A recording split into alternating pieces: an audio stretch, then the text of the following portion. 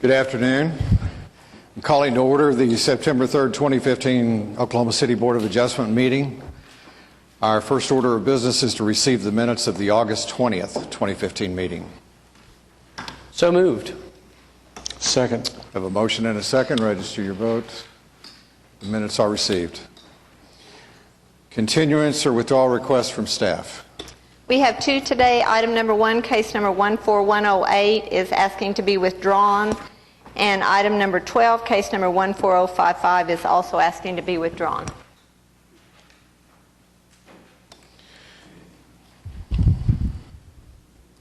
I would entertain a motion. I make a motion that we continue that we withdraw case number 14108. I'll second. I have a motion and a second. Register your vote. That case is withdrawn. Also make a motion that we withdraw case number 14055. Second. A motion and a second. Register your vote. That case is withdrawn. Are there any continuous requests or withdrawal requests from the public?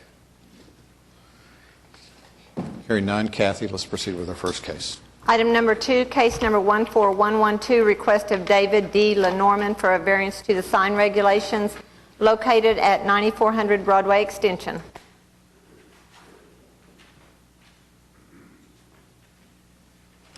Good afternoon.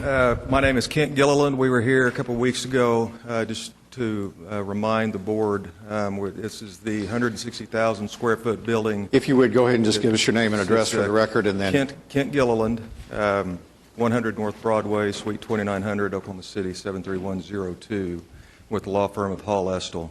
Trey Dupuy is here with me, who's with Price Edwards. So we had this discussion a couple of weeks ago about putting signs at the top of this particular building that's out there. It's a 160,000 square foot building that sits back to the east of Broadway Extension about 1,000 feet. At the time, there was a discussion of whether we would amend our application or not. We had difficulty getting a hold of our client representative at the time. We've since had that discussion, and we would like to propose an amendment to our application at this time, if the board would permit that. What we're proposing to do at this point is to omit our request for a change to the number of signs, which omits the change to 3102B4A3. We were requesting 2 signs for a total of 700 square feet between them. We would like to amend that request to just the 1 sign now on the southwest elevation of the building. In that particular sign, we would like to request 370 square feet to put a sign on the top of that building. We are still negotiating with tenants for a full floor of that building, and until we get this issue resolved, we're still somewhat able to finalize those negotiations. Trey has done an analysis of the other buildings in Oklahoma City that exclude the Central Business District, just to give a little bit of perspective on other buildings and what signs are present. And I'm going to let Trey kind of give his analysis of what he just handed out. I appreciate the time, and I'll wait for those to go around. I'm sorry, I didn't know we'd be up first. I believe last time we had talked about signage in the marketplace, competitive disadvantages and such. And so what I have had time to do is go back and really take a look at all buildings that we would consider competitors to our building. The list that I've provided above includes multi-tenant buildings in Oklahoma City that are taller than 1 story and are 50,000 square feet or larger. Buildings in the Central Business District were purposely excluded because they really are not considered to be in direct competition with our subject property. The information provided comes from a commonly used commercial real estate database, and the signs counted were done visually, accounting for any sign that was attached, whether for location identification or for tenant identification. So as you look through the number of properties and how I've segmented them, you can see that the subject property, when compared to the overall totals, it's 1.28 stories larger than the average of the building surveyed. It's 30,422 square feet larger in size than the average of the building surveyed, and contains 2.41 signs less than the average of the building surveyed overall, and 3.13 signs less than the average of the buildings in the 150,000 square foot and up category. The subject property has a setback distance from a major road or highway that is 2 times greater than the other buildings in the 150,000 square foot and up category, and 2.43 times greater than all of the property surveys. So I think another thing to note is that of all these properties that surveyed, of the 32 properties looked at, there are only 2 other properties that have absolutely no signage attached to their buildings. One of them is 4801 Gallardia. The second is the Parkway Building. And our owner, Mr. Lenormand, also owns 4801 Gallardia. So of the 3 buildings that have no attached signage, we have, our owner, our client, represents 2 of those. So I think it's, in looking at the comparison, I don't think, I would ask the board for their consideration for 1 attached sign for the 370 square feet that's been asked. Your original application was for 350 square feet, so you guys have increased that. It was meant to be 2 signs. I think there was a disconnect there. It was supposed to be 2 signs allocated for a total of 700 square feet total. The actual southwest portion of the building is a little bit wider than the northwest, which where the 2 proposed signs were. So it wasn't meant to be allocated evenly. Oh, okay. The 130-foot that you reference in your application, is that the facing, is that the portion of the building where the sign would be attached? Yeah, that's the width Yeah, exactly. of the northwest elevation that it would be attached. And you can contrast that 130 feet with the overall width, because the facing that would accommodate the sign does not represent the full width of the building. Am I correct?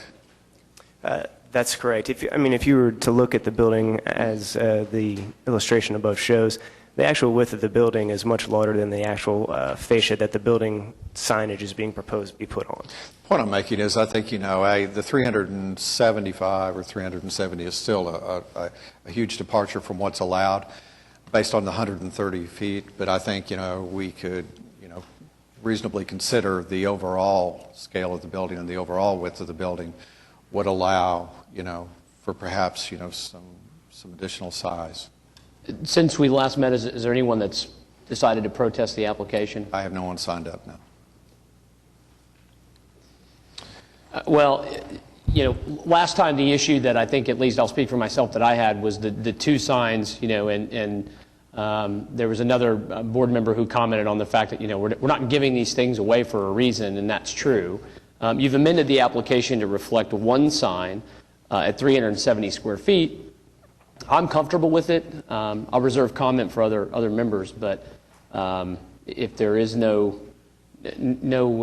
desire to comment on it, I'd make a motion that we approve the application as amended.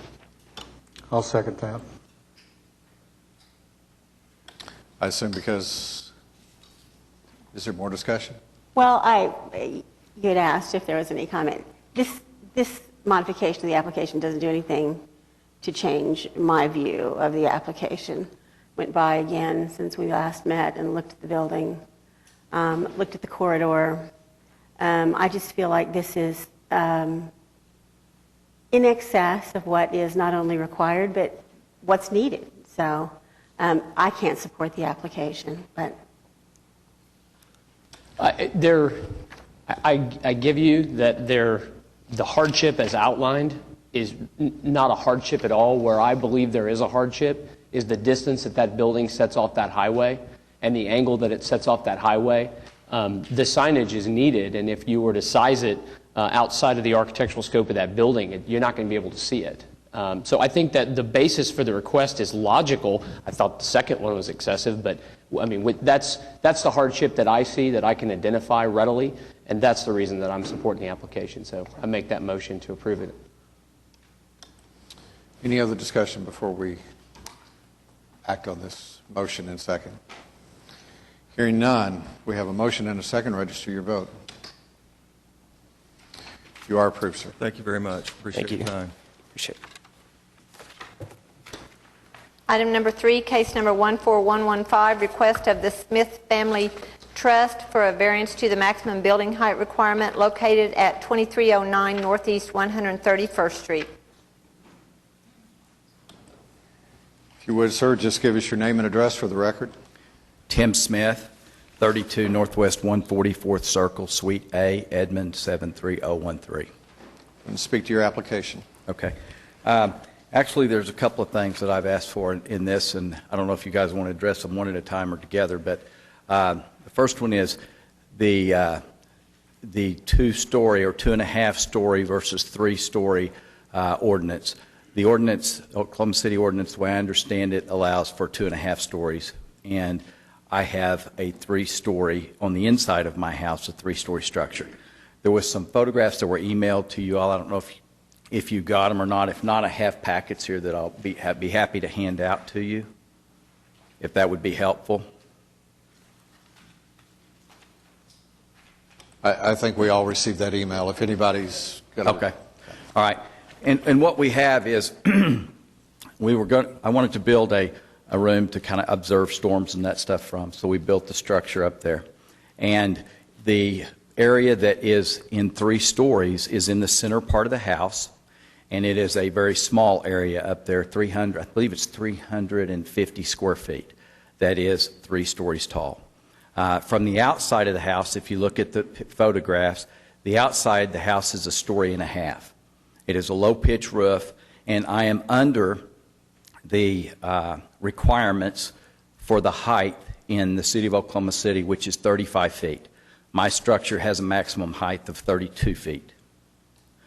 The covenants for the subdivision that this house is in, which is Ashford Hills, have an approved set of covenants at 38 feet. So I am under the height restriction, but I do have, if you go in the house, it is a 3-story structure, and that's what I'm asking for the variance on. The second thing that's on there is the swimming pool. If you look at the floor plan on my house, the front doors to my house are on the west side. There's a porte-cochere. The drive comes up. There are porte-cocheres there, and the front doors are on the west side of the structure. There are no entry doors on the south side, which is the side that actually looks towards the street. So I looked at that the doors were in the front of the house. When I applied for a swimming pool permit, they said, no, that's wrong. Where the street side, where the street is actually what is your front yard. So I put a couple of photographs in there, one requesting where we would like to put the swimming pool. Number 2, there's a photograph there that shows that this lot is elevated. It was elevated when I bought it. It's got a bunch of rock outcroppings coming out on the front of it, and the location that I'm asking to put that swimming pool cannot be seen anywhere but from the sky. You couldn't see it from the streets. You couldn't see it. The neighbors can't see it. These are big lots. I think my lot's 1.1 acres, and they're treed on both sides. So I'm asking for a variance to be able to put that swimming pool in that location. Let me just, for board members, you were emailed an engineer's report prior to the meeting. You should have a copy of that. There was correspondence from the Homeowners Association and from several neighbors. Correct. And I don't know whether anybody else is here to speak on nobody signed up, but I will allow you to speak.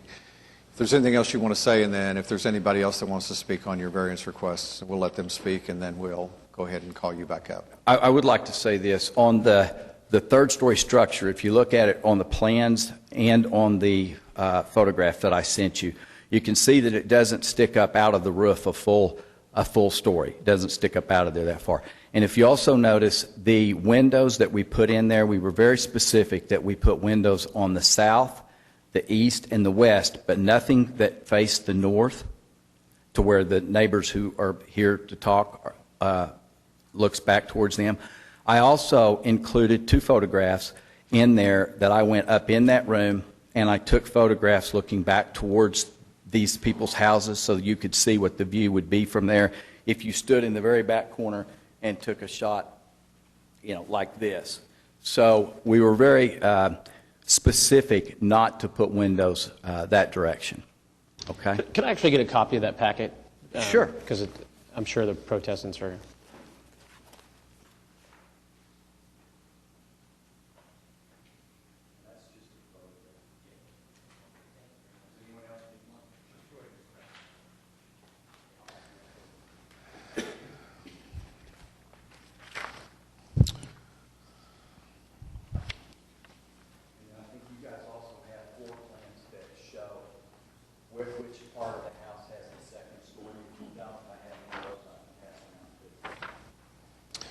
Thank you, Tim.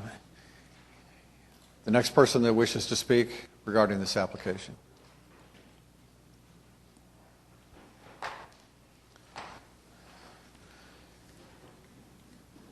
Ma'am, before you do that, would you approach the microphone, please, and give us your name and address for the record? My name is Anita Cron. Pull the microphone down where we can hear you. Is that better? Closer. My name is Anita Cron. I live at 2320 Shady Tree Lane in Oklahoma City, which is one of the 3 houses that sit immediately adjacent to Mr. Smith's lot on the north. And you have a handout that you wish to, Yes, please. if you will give it to Kathy, she'll pass it around. And then when you go back to the microphone, just pull it down just a little bit more so we can make sure that we hear Sure. you clearly. Thank you very much. Is that better? Please. Go ahead. Okay. Well, we've already filed our protest, and you've read it. These additional pictures mostly have to do with refuting some of Mr. Smith's statements in his application. He stated, "I have no windows that Ma'am? face..." If you could get just a little bit closer to the microphone. Okay. Thank you. Unfortunately, I have to see this too. He stated that I have no windows that face the neighbors to the north. In fact, the 3rd-story window on the west is really facing north. The window itself faces northwest because the house itself faces southwest. And it overlooks our backyard. And photo number 1 is showing that window. And as I understand line of sight, if I can see that from my patio, then he can see me on my patio. He also stated that there is a substantial difference or distance from the existing homes. He built his home 30 feet from our back fence. He has a lot that's over an acre. I think that's actually very close. In photo number 2, that photo is taken from the north end of Mr. Smith's driveway and looks directly into our yard and onto our patio. That is his view of our patio. Photo number 3 is the view from our dining room, from inside the house, and we can see his home very clearly. We do not agree that this is a substantial difference, especially on a lot of the size of his lot. Photo number 4 shows building materials stacked at the north end of Mr. Smith's driveway. Please note that the top of those stacks is almost parallel to the eaves of our house. He says it was already elevated when he bought it. That's not entirely truthful. The land that is immediately south of our house, where his driveway really sits now, at one time was on the same elevation of our house. I have no idea the number of truckloads of dirt that were brought in there to raise that elevation.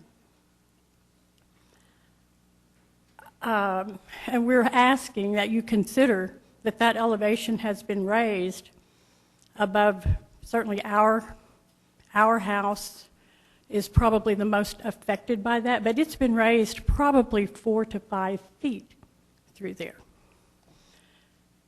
And that's why whenever you're standing on the end of his driveway, you can look, if you'll notice, you're looking down into our yard because we are quite below him now. He said that the house is fashioned to blend in with the aesthetics of the existing neighborhood. This home is much shorter than many of the homes in the neighborhood. In fact, while that may be true of surrounding homes in the Ashford Hills neighborhood, the homes in the Northwood addition are much, much closer to Mr. Smith's home than any of the homes in the Ashford Hills area. His house is tall enough that it is easily observed from Shady Tree Lane in front of our house, or to the side of it. It's just right back there. People see it from the street. It's the tallest structure around, even though we are on the side of a hill. It's very, very uncomfortable for us. We feel dwarfed in our own backyard. That's what photo number 5 is about. That's how it looms up. For us, it is spectacularly unaesthetic and is an untenable invasion of our privacy. And that is the issue, and that's why we're protesting, and that's why I'm here.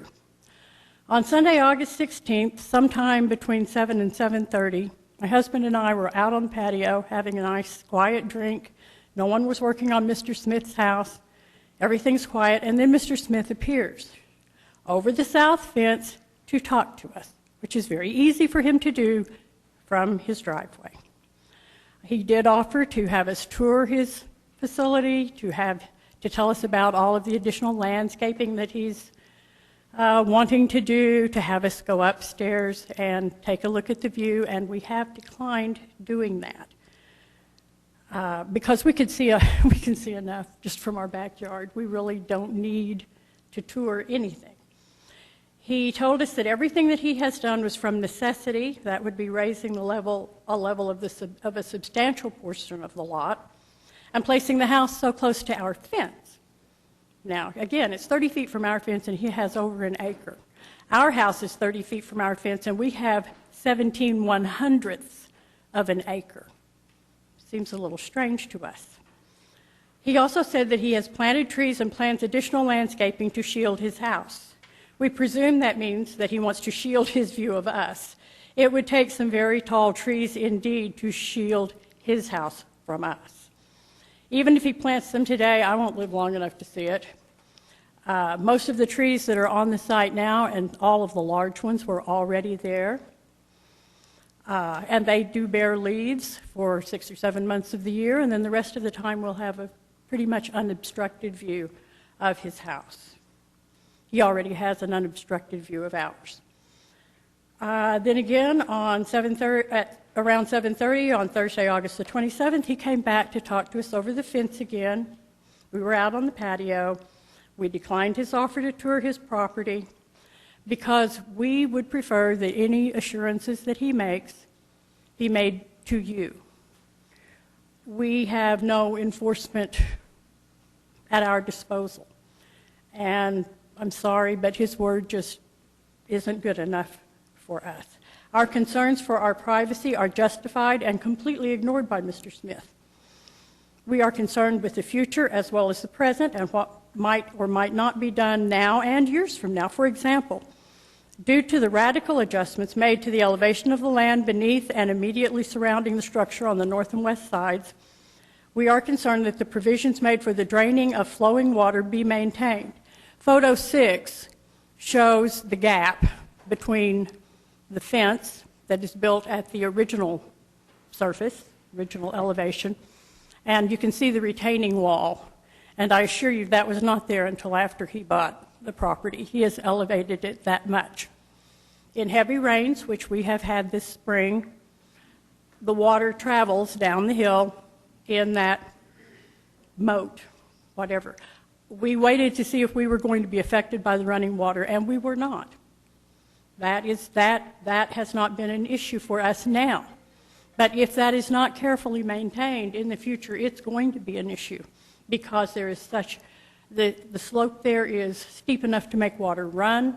And again, our yard is, depending on where you measure, 3 to 4 to 5 feet below his. Our conversations with Mr. Smith on August 16th and the 27th only serve as confirmation of our chief complaint. We have no privacy. We live in a fishbowl. Mr. Smith knows who we are. He knows where we are. Our telephone number is published in the phone directory. He could have contacted us to set up a time to meet, but he chose not to do that because it was just easier to walk over to the back fence and have a chat.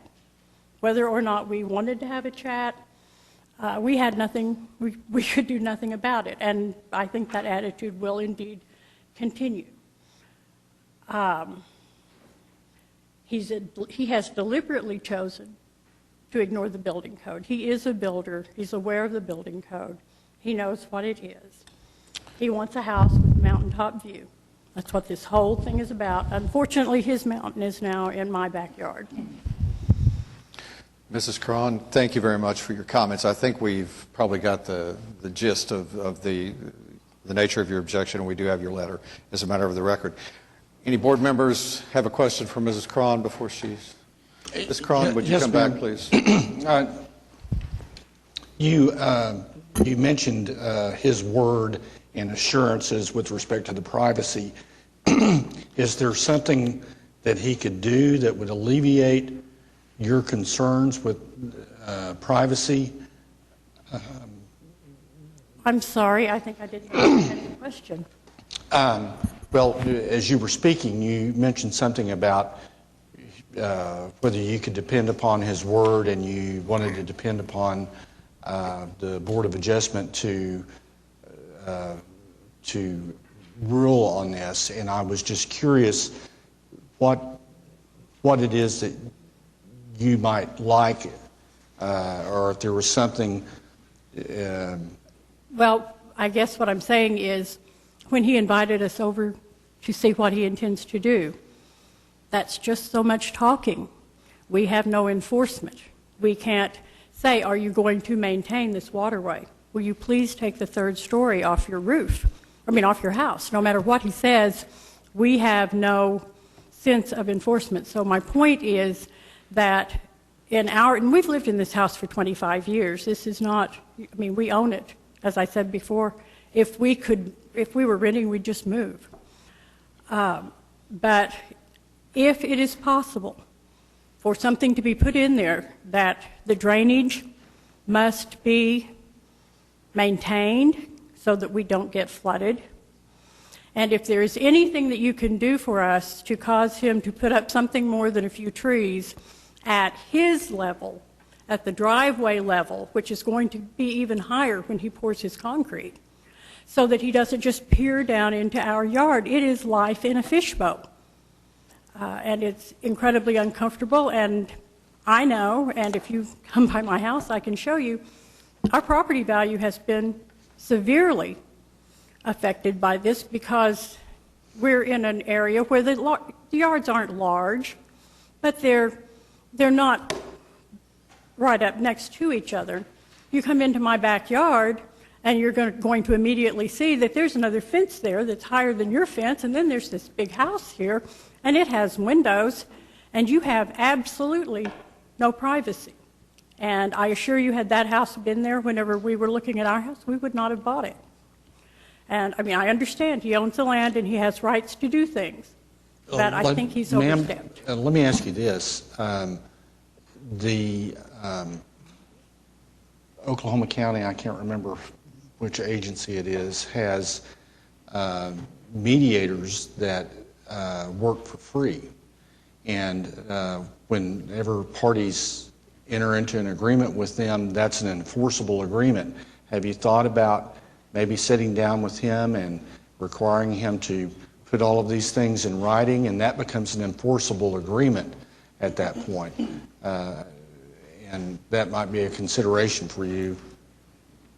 Let me just interrupt right now. We always, as we consider these matters, we think about, relationships between neighbors, and it's not good if there's this sort of mistrust and acrimony between neighbors. So, and because we are not in a position to offer you counsel or to advise you on a legal matter, what we would do is simply urge both parties to, and perhaps, we'll talk to Mr. Smith, let him respond to your concerns. And at some point, it may make sense for you all to spend more time and to try to talk amicably and to find some middle ground where, you feel and your privacy is protected, your property values are protected, and at the same time, we protect his right to build a home. So thank you for your comments. Thank you for appearing today. Mr. Smith? Real quick, JJ or Laura, on the Chapter 59, Section 61, 100.3, the 2.5 stories or 35 feet, the way the code is constructed and the way that we've interpreted it in the past is that that is an either or, correct? Beneath 35 feet in total height or 2.5 stories. He cannot exceed either. He cannot exceed either. He doesn't exceed the 35 feet, but the one room in the middle that he was talking about does pop up and constitute another story. Was that a part of, do we know, was that a part of the original building permit? No, it was not. He came back and amended it after the fact, and that's what caused us to be here today. If you would, just go ahead. Yeah, So tell us, you've raised the elevation of the property a pretty significant amount. Tell us so we can have a better understanding of the construction process about the challenges of developing on that lot, because I don't think that you built how tall is that wall? That rock The wall's wall? probably anywhere 5-6 feet, depending in different places in there. I don't know how tall it is for sure. Okay, but I'm guessing you didn't build that wall just because you wanted to see how much money you could spend. So tell me about the challenges of that. If you look at photograph 9, photograph 9 is from the street. And in that, it shows you the elevation change. You have photograph 9 and photograph 1. Photograph 1 is where you can drive up to the house. Photograph 9 is as you move on around the corner there, past the sign and that. And photograph 9 shows you that there was they kind of built the street there into the side of the... So I'm sorry, I just want to make sure I'm following you exactly. So photograph 9 predates the construction of the home. That's what it looked like before photograph 1? No, I took these photographs the same day. The same day? Okay. Photograph 9 still looks just like that. Okay. And it has... Go ahead. No, keep going. So as the pie shape, if you look at the drawing of the way the house is, the driveway is all the way down here at the bottom. Mm-hmm. Because as you go back this direction here, the elevation of the lot goes up substantially. And that's what photograph 9 depicts, is that elevation of that lot is up substantially. Yeah, the topo map that's attached shows that it changes 12 feet as you go across the lot, 12 feet in elevation. Yep. And so on the east side of the lot was higher, and you can see in that photograph the rock outcroppings coming out of that side wall. And so you've got 2 or 3 different issues. One, to be able to save as many trees as you can. If you pull all that lot down, you can't save the trees. Number one. Number 2 is we got into rock when we started pulling the lot down. We did pull the east side of the lot down probably 2.5 feet, and then move that dirt over, and then we got into rock. And so once we did that, we had to make a decision that we would bring some dirt in on the garage side rather than try to jackhammer back through this rock underneath this whole house. So that's what we did, if that answers your question. So JJ, what was on the south side of what was the elevation according to the topo?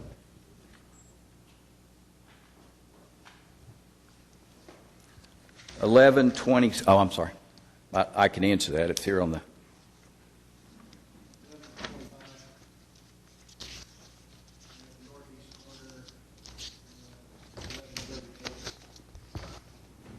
$11.25 and $11.38.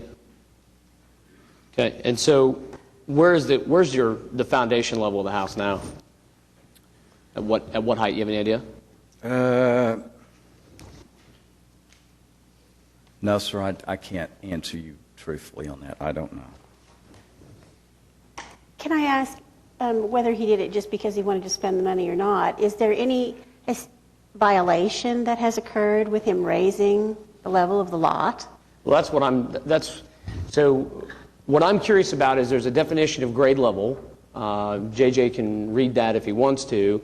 That is at issue between where the south side starts and where the north side is, for him to set that grade where those minimum height requirements are going to kick in. And I'm just trying to ascertain from him, it looks to be if you just drew a line through the center of the house on the topo, looks to me to be 1134, but that would establish where he could construct from grade height on up, right? And that's what I was trying to get at, is if he knew where that was sitting. So, wouldn't that have all been sorted out at permitting? Should have been, yes. You've got to grade the lot flat to be able to build on it. You've got a lot that slopes 12 feet in one direction. I understand, but difficult. now we got a variance because we got an extra story and we're maybe we got a height issue, and so I'm just trying to figure out if maybe that was done, if we know if that was done, what information we have as it relates to that particular fact. I'm wondering why we have an extra story when the requirements are for 2.5 stories. When I went in to build the story on the top, which I would call the second story, and I actually, we framed that from the slab floor up, because I had structural engineers look at it and say, this is what you do, is frame it from the third story, from the floor up. It also sits on top of the safe room that's in my house. Goes up over the top of it. So we built it up to that height. And I kept it as low as I could to still be able to see out the windows, to see to the south and to the east and to the west. So when we did that, I actually had a staircase in the garage that went up to this room. When we got this framed up, we had about 8 feet of ceiling height that was underneath the room that we built. And so when we had that 8 feet of ceiling height, I thought, well, I'll use that as storage. One of my kids said, Dad, you could make that, it'd be a real small theater room, but you could make it a theater room. So we did that. And we moved the staircase from the garage to the inside of the house, like the floor plan shows. And that gave us a theater room. So when I went down to talk to permitting, they said, it doesn't matter how you use the room. Doesn't matter if it's a storage room or what. When you go up that, and then you have a ceiling at 8 feet, and then you go up and you have another ceiling, even though from the outside of the house looking at it, it's a 1.5-story house with a 5-pitch roof. That's why it's no taller than it is. But if you go inside the house, built under that room, under that roof, is a room that I chose to relabel as theater room instead of nothing. That's why we ended up with that's why I'm here. So what did permitting tell you about the third story? They said that 2.5 stories were allowed and 3 stories were not. But that was before it was built. No, it was after it was built. I'm not sure I quite have all the logistics of it, but if you had chosen not to make a theater room and had simply chosen to leave this room with a vaulted ceiling and that extra 8 feet, you wouldn't be here. I don't believe so. I believe, and someone else can maybe answer that, but I believe that if I took the ceiling out of my theater room, which would be the floor to my third story, I could have a vaulted ceiling in there that would be 2 stories tall, and I wouldn't be in front of you people. That's what I believe. This house also has got a sprinkler system in it, a residential. It's part of the requirements out there, so it does have a residential sprinkler system that's in, all of it. JJ, would you comment on that? That sounds right to me. If he's only got the one ceiling and then the ceiling above, and he meets the 35-foot height limit, you've just got rooms with extremely large ceiling height. And I could do that, but I'd rather walk in here and be truthful with you guys and say this is what I would like to do. I believe that the structure is not in violation if it doesn't have that floor in. I stopped construction when this came up. These walls are insulated. There's no sheetrock on them. And so I wanted to do things right and come here and tell you the truth and say this is how I'd like to use it, although I believe the structure on the outside and the total structure is not in violation unless, if I were to remove that. That is not I don't want to do it. I want to use it the way I built it. I will address, if there's any other questions, I will address some of her questions if you want. I did go by, and I did not call them. I'm one of these guys, I'd rather talk to you face to face. And I did stop by, and she is right. If you go stand on the very back of my retaining wall, you do see in their backyard, and you can talk to them. I did put up in one of those photographs an 8-foot stockade fence all the way across there. And I planted multiple trees between my house and their house and the other houses. I also have plans, if you go to, I guess, my photograph number 3, where you look out my upstairs window and look down at her house. That would be her house directly behind those trees. And that's what I see from that upstairs window. I don't know what she sees from her house because I haven't been over there. But I also took another picture standing on the back of my lot, looking back up at the house, which is photograph number 2. And photograph 2 shows you what I see from the back of my house looking at this structure. And that's where we moved the windows to the south half of the structure. There's no windows in the back half, and there's no windows in the north side of the building. So I tried to be real aware of that. If you go to photograph number, sorry to take so much of your time, looking north from my garage, that is photograph number 6. That photograph shows you that standing in the farthest north garage of mine, looking back towards their house, that's what I see from my garage. What I wanted to talk to her about is my plan is all along the top of my wall, I'm going to plant Nellie Stevens hollies. And those hollies will be probably 6 feet tall whenever I plant them, and they'll grow up, and hopefully they'll grow together kind of like a hedge. And so my idea is that when I come up my driveway, I have a backstop of Nellie Stevens hollies rather than a backstop of anything else. That would also... I got to tell you, and I don't mean to interrupt you, I am not, this issue for me about the privacy and the problems related to it, we are concerned about neighbor issues, and where possible, we can consider things in an effort to, create the minimum amount of interference, and we can get people to essentially agree to certain things. You didn't build your house there and to look into her backyard. Absolutely. That's not the issue before us, frankly. And I am sympathetic to her privacy concerns, but that's not the issue. The issue is that we have a structure that's 3 stories, and the code requires it to be 2.5 or 35 feet. One or the other. We've got to hear from you about the hardship that's created if we enforce the ordinance as it is written, and I have not heard that yet. I've heard too much about privacy. So the hardship is I have to go tear out what's already there. In my opinion, I don't have to tear the structure off the roof, but in my opinion, I do have to tear the floor out in between, which has all the sprinkler, all the air conditioning, all that stuff in it. Now, when I go to buy a building permit, they may tell me I have to tear the whole structure off. I don't believe that's what will happen, but it could happen.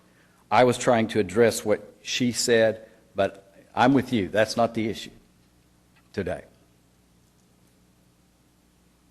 I have a question. I kind of drove out in the area. You might describe how it rolls and it has trees all around it in the neighborhood, correct? And when you go in, and it's not all level. All the houses are not level. Now, Mark Gautreaux put this in probably 25 years ago. There's one street in. It's a very rolling place. It's up and down and up and down. There's a big creek runs down through the middle of it. And all of the home sites, they are big sites, but all the home sites, you probably couldn't get the suburb division approved today because of the elevation changes in the roads. It's hard to get out of there sometimes if it's iced in because there's just big rolling hills and turns and that stuff. It's one street in, one street out. That's why we have to have the fire sprinkler systems in there. JJ, can you tell me the intent of this ordinance for this 2.5 stories or 35 feet? That's intended to serve the interest of the city in what regard? I think it's more to serve the interest of neighboring property owners, that you don't have houses towering over each other. Well, and I thought that's what you might say. And why I'm troubled by this is because we have a structure that's been built, and it is by definition 3 stories. It's fully enclosed, right? Yes. Correct. And it's got. I mean, I'm asking you rhetorical questions. I just want to make sure it's on the record. It's a fully enclosed structure, and it's got it's conditioned air. It's got electrical. I mean, it is a story of the house. Yes, Your intention is to finish that out. That's my intention. Yeah. But let me say this too. Of the footprint of the house, which is 5,500 square feet on the first floor, there is 300 square feet in the center of the house that is a 3rd-story structure. I'm with you. I got it. Yeah.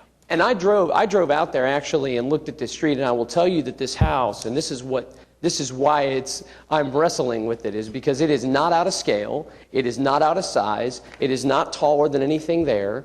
It is a very odd neighborhood from a topography standpoint. And so what I'm struggling with is that it doesn't frustrate the intent of the ordinance to allow this to occur, because we know that the intention of the ordinance is to keep things from being out of scale or somebody, I get all that. And the neighborhood association and its CC&Rs, the people who know this area better than we do, agree with that assessment because their height restriction is actually taller than what the city would allow for.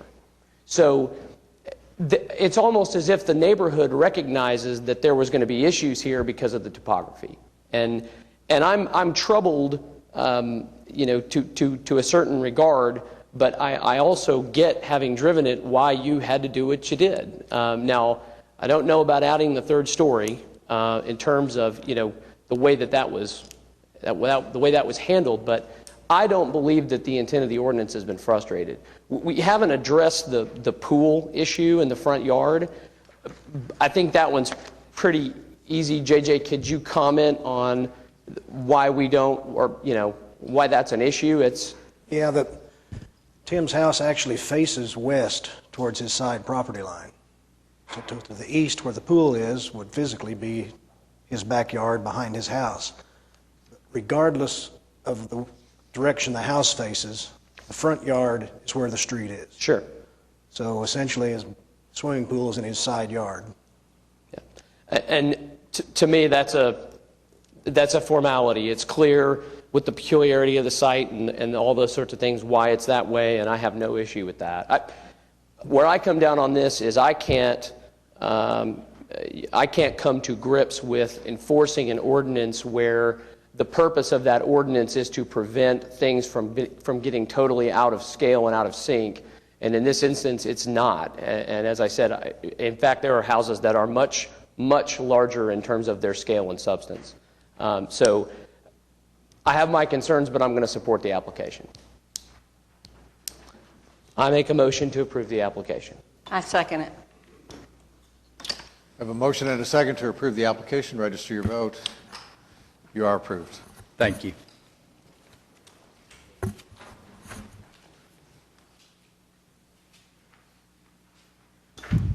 Item number 4, case number 14074, request of Dale and Sherry Robertson for a variance to allow a 2,500 square foot accessory building exceeding the maximum 1,950 square feet and the 14 feet maximum height limit located at 7345 Bob White Trail.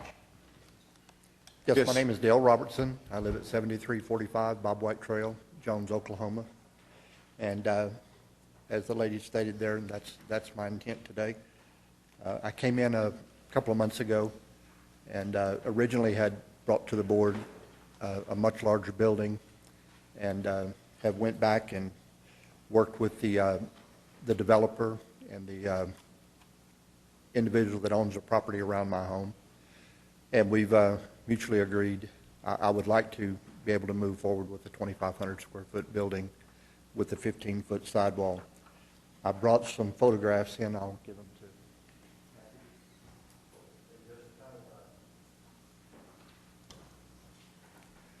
They just kind of support the idea that although I'm 550 square foot larger than what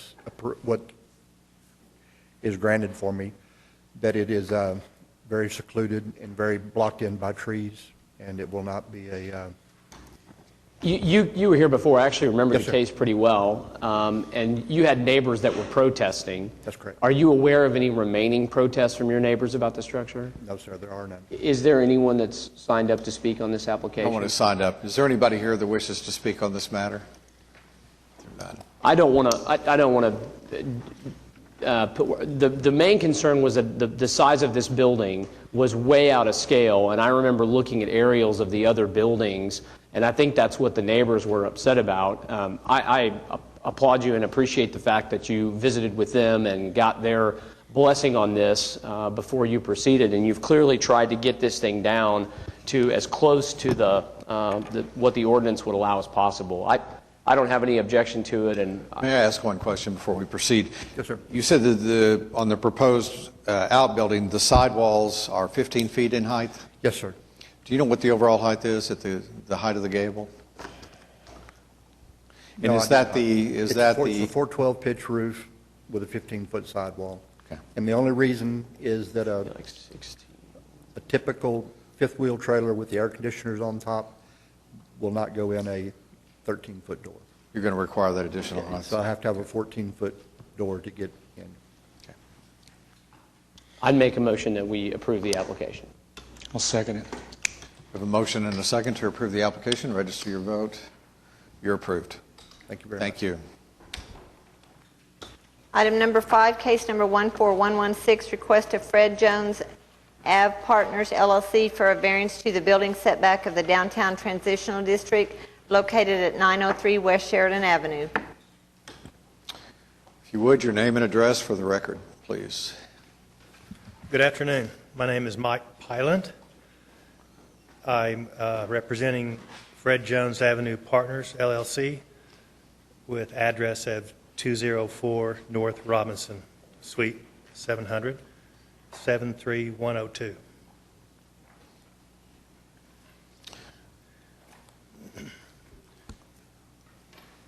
I have a letter of authorization I'd like to give to Kathy that I could represent. Thank you.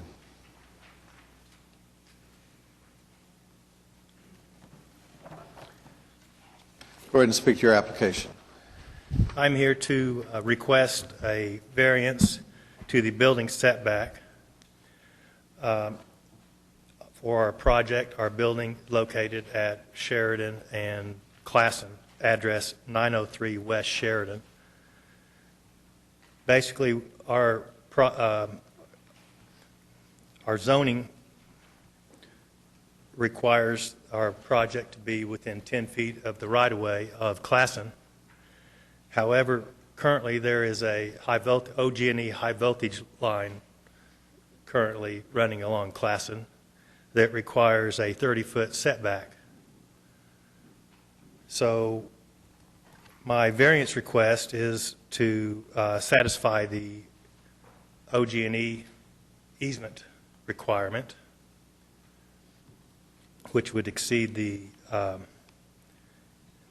typical 10-foot setback along Classen. Is there anyone here in opposition? Nobody signed up. Anybody here to speak on this application?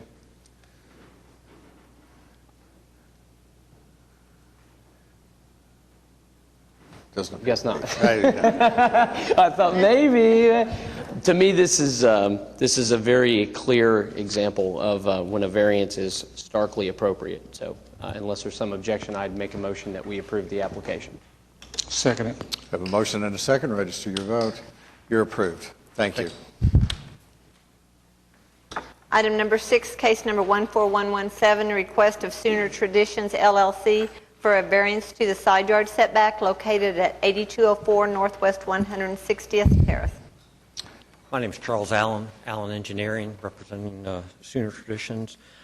This is an unfortunate mistake by the foundation contractor. Laid the foundation out from the east property line. Thought he was working with a 65-foot wide lot. Didn't have the plans, I suppose, and was only working with a 60-foot lot. There wasn't a house to the west, and he didn't tie into the west property line. Unfortunately, when they started construction of the house to the west, they discovered that they were only about 7.5 feet from the house, only 2.5 feet from the property line. So we're here to request. What are the cross streets of this? The major cross streets? Let's see, 150th to the south and Council. Okay, to the Council, okay. Yeah. Is there anyone here in opposition? Nobody signed up. Any other discussion? My only discussion is that, what are we talking about? Only 2 feet to the, with the encroachment and the way it says built, there's not, I was out there, I went out there and looked, and all of them look close together. Right, but they're typically 10 feet. But you haven't, there's not much footage with the encroachment of the extra 3 feet. Correct. Is there a house on the other side that's already built? They started recently building it, yes. And how far are they from the line? They're 5 feet. So there's essentially your 3 feet encroachment, so there's 7 feet there. A little over 7 feet, yes. Okay. Does that, from JJ, from an city service standpoint, emergency service standpoint, is 7 feet? Is that create some issue here? No, I don't believe so.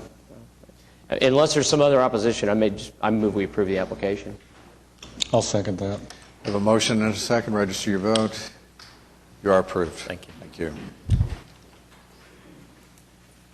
Item number 7, case number 14118, request of Neighborhood Services Organization for a variance to the sign regulations located at 431 Southwest 11th Street, and this was recommended for approval at the Riverfront Design Committee today. Just your name and address for the record, please. Christian Lobby with Kenyon Morgan Architects, 1900 Northwest Expressway, 2850. First, as they said, we're requesting a variance to place a sign, monument sign in the right-of-way of Walker Avenue. We originally wanted to place a sign to signify the entry to the parking lot in the rear of the building. It was in the site triangle, so we wanted to move it to the center of the building. And we were approved this morning by the Riverfront District, so we're just asking for your approval. What's the height the sign's off the ground? It's 5 feet. 5 feet from the, does it hang over the sidewalk? No, it's just straight up 5 feet from the ground level. But it's on the west side, right? On the west side of the, yes. Okay. Yes, sir. Okay. And it's we saved the brick from the previous building, the historic building that was demolished, and the cornerstones. We wanted to use that for historic reference to the new building. So originally it was in the side triangle, and you moved it to get it out of the side triangle. Yes, sir. Anyone here in opposition? No one signed up. Anybody here to speak on this application? Any other discussion or questions from board members? Seems to me you did your best to do the right thing there, so I'll make a motion to approve the application. Thank you. I'll second it. We have a motion and a second. Register your vote. You're approved. Thank you. Thank you. Item number 8, case number 14119, request of Kenny Novotny for a variance to permit a single-family residence in the AE1 Airport Environ Zone located at 10201 Southeast 74th Street. Thank you. I'm Ken Novotny, 4700 Marianne Circle, Oklahoma City. Whenever I purchased this 36 acres, it was heavily treed. And when I say heavily, I don't know if y'all watch Naked and Afraid, but they would need a machete and still get cuts all over them. As I understand the ordinance, I had a pin and stake survey done by First American Title. Didn't show up. Doesn't show up on the deed. The real estate agent didn't know about it. So we've had a major undertaking of removing some trees just so we could do some dirt work out there. And it's quite not flat. It undulates quite a bit. And there's a concrete pipeline that runs pretty much, it makes the whole back big piece of it, about 22 acres, somewhat useless. That concrete pipeline feeds Del City and Midwest City water from Lake Stanley Draper. So as you could see, that PUD 1184 and the SPUD 517 have both been approved in that AE1 area. And our house is right there on the line, of course, quite a bit further to the east from either of the two things that have been approved. So we have stopped construction. Well, there's been no construction. We just found out about it when we tried to pull a permit. So I'm here to request a variance to put my house on my land.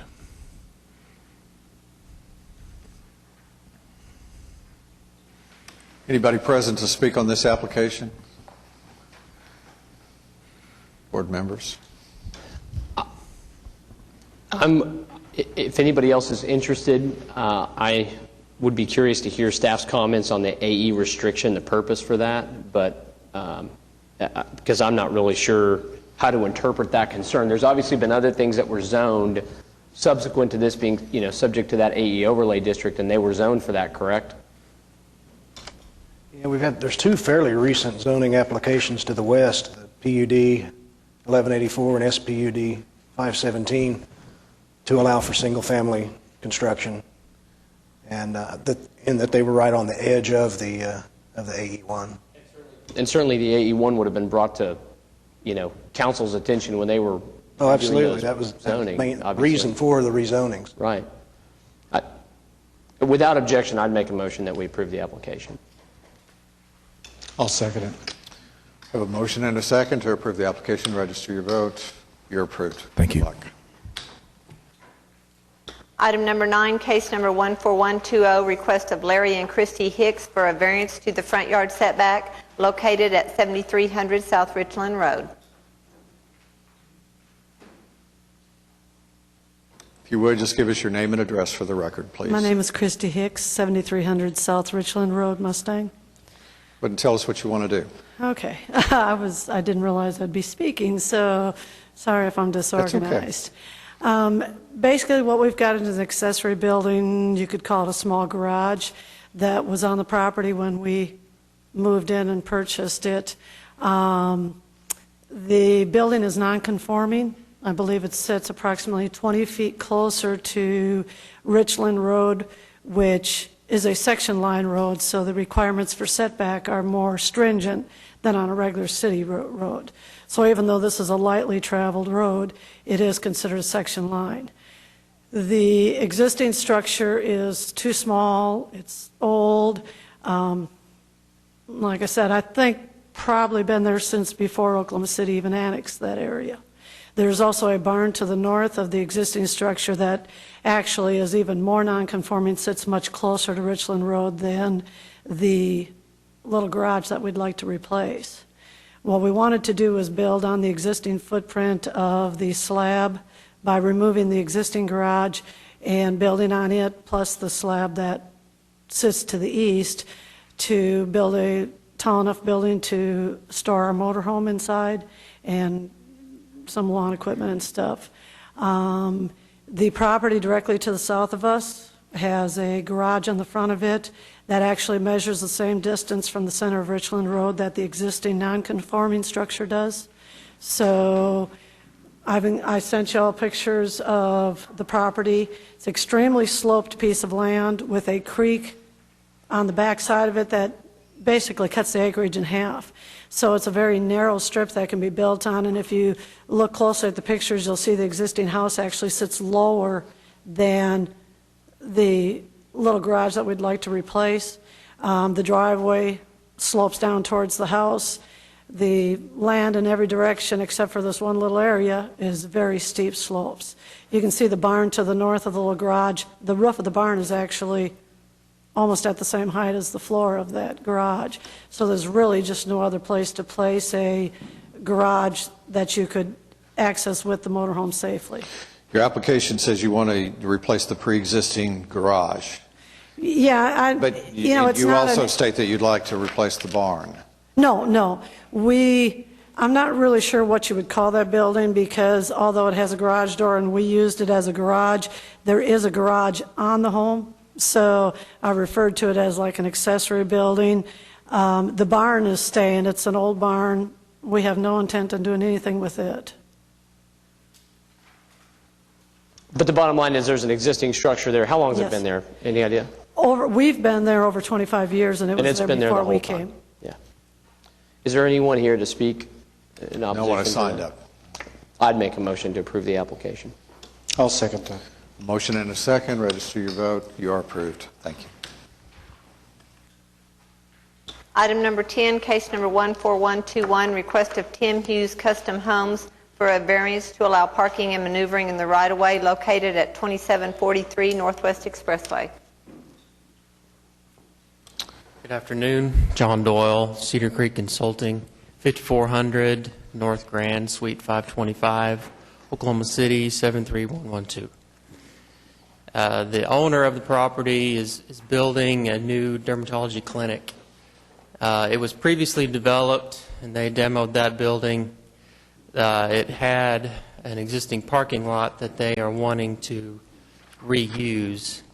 And a portion of the parking lot does exceed the right-of-way there on the south, and that's the request of the variance to keep that parking, which I believe the neighboring lots on each side, that parking it's about even with it. And the hardship would, that space or that parking would allow for maneuverability for patients and employees. The only concern I would have is the number of people that come to a facility like this is greater than some of the other tenants that are presently there. You've got a motorcycle shop, you've got a place that sells cardboard boxes and does shipping, then you've got a vacant that's unoccupied space, and then on the other side you've got the exercise place. That would be my only concern is how many patients, and I mean, what's the capacity of this building and the practice that they intend to put in there? I'm afraid I cannot answer that. I'm not sure. How big is the structure going to be? 4,000 square feet, plus or minus? It's right now, it's coming out of the ground, and it's consistent with, there was a restaurant, I think, a Chinese restaurant perhaps that was there. So it's consistent with that. And I assume that the other, tenants, the motorcycle shop and the others would have received notice. Is there anybody else here to speak on this matter? And that if they had concerns about encroachment or parking or shared parking, that they would be here? I'd make a motion to approve the application. We have a motion and a second. Register your vote. You're approved. Thank you. Thank you. Item number 11, case number 14109, appeal of Lee Peoples of the decision of the Urban Design Commission regarding the approval of a certificate of approval for the construction of townhomes located at 817 Northwest 6th Street. May I suggest at the chair's prerogative that we take a 5-minute break to stretch our legs and allow people to wash out before. This is, I expect, will be a rather long case to hear, so if it's all right with the two guys that are Boggs. here in front of us, it's going to be a long one. No objection. Okay. We'll call a 5-minute break.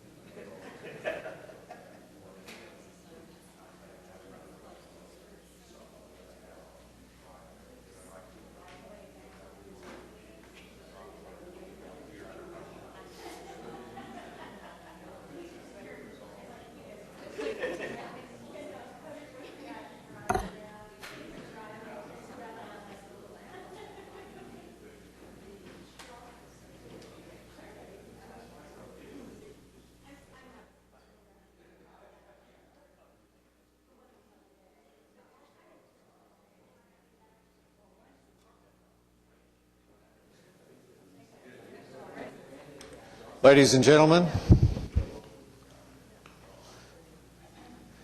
I'd like to reconvene this Board of Adjustment meeting.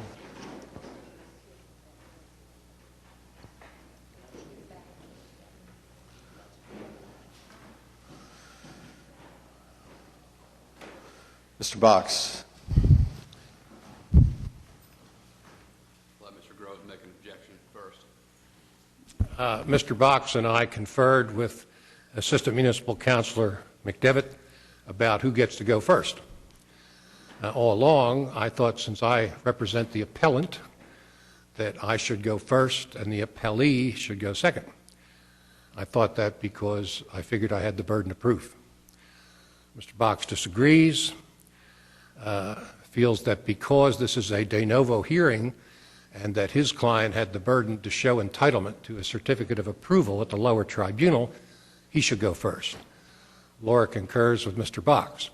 So the board can do as it wishes, but I just want to register my objection to allowing effectively the appellee to go first. So I just want to put that on the record. Your objection is noted, sir. Thank you.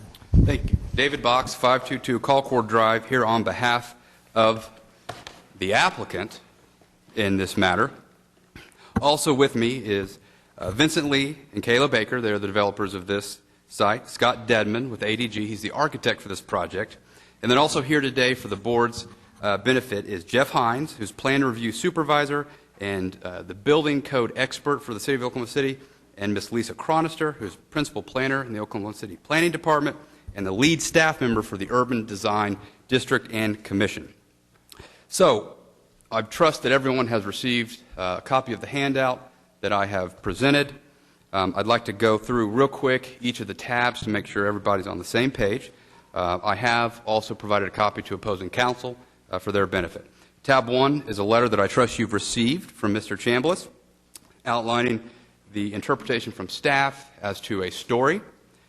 Tab 2 are images that represent Mr. Dedman's presentation. In your book, I have Bates numbered them for ease in our presentation, going back and forth between images. Tab 3 is the staff report from the UDC, dated 6/24/15. Tab 4 is the statement of the case by Mr. Groves. Tab 5 is a portion of the code cited by Mr. Groves, and tab 6 is, again, a portion of the code cited by Mr. Groves. What I'd like to do is go point by point down Mr. Groves' statement of the case, and then, as I said, other members of my group will get into other topics related to this appeal. First and foremost is the story height issue. I think that was a main point of consternation at the UDC, and I believe that's going to be a main point of the argument here today before the Board of Adjustment. So I think it's important that we first look to, in tab 2, base number ND058, to look at what this issue really is about and what the complaints are from the neighbors. So when we see ND058, what you can see is a representative aerial image, and you see several different rooftop terraces. There is a stairwell exit onto the rooftop. There is a canopy that overhangs that stairwell exit on the rooftop. Staff will tell you that pursuant to the International Building Code and pursuant to the Oklahoma City Municipal Building Code, that is nothing more than a canopy. What the protesters want you to believe is that canopy represents something that creates a story and not a rooftop terrace, which is what your International Building Code expert will tell you it is. If you turn to in tab 2, ND042, we've got a couple things at play here. We've got the story limitation, but we also have the height limitation. The purpose of 42 is to show you that we are clearly under the height limitation. It's a 50-foot in this district, and you can see from these side elevations that we clearly are under that 50-foot height. Now, in the letter from Mr. Chambliss, it's important to point out that, and I quote at paragraph 4, in this case, the space, and we're referring to that space we looked at in ND058, the space is open to the elements with no floor, ceiling, or roof above it. As a result, the space would not be considered a story by the zoning or building code. Rather, it would be considered an occupied roof. Now, the code differentiates between an occupied roof and a story. It also differentiates between a story and a penthouse. So, for argument's sake, if you turn to tab 2 ND051, if we were to construct a penthouse could be much more obtrusive, much more obnoxious, and much more blocking of any views than these open-air canopies could ever be. So if you look at tab 2 ND051, if you see the image on the far right, you'll see the dashed line. That represents where the canopy is. Now, a penthouse can be fully enclosed. It can go up to 18 feet above the floor and can occupy a full third of that roof structure. And by definition, the penthouse is part of the floor below it, or part of the story below it. So it would not be a story. And I would submit to you that an 18-foot, fully enclosed penthouse that covered a third of these roof decks that still could be under the 50-feet height limitation would be much more intrusive than an open-air canopy would ever be. I would like at this point Mr. Jeff Hines to come address the board so that the board can ask any questions as to why Mr. Hines came to the conclusion that, as presented, it is not an additional story, but rather an occupied roof. Good afternoon. Jeff Hines. I'm with the Plan Review Department, City of Oklahoma City. Do we have any questions, or would you like me to elaborate on any of this? Or? Why don't you begin by elaborating, and then we'll let board members ask questions. We basically have taken a look at this, and we deem it nothing more than an occupied roof. The stair structure itself has a canopy that overhangs. The stair structure itself clearly would be considered a penthouse by the building code, and then attached to that or above that and cantilevered from it would be what we would just consider a canopy.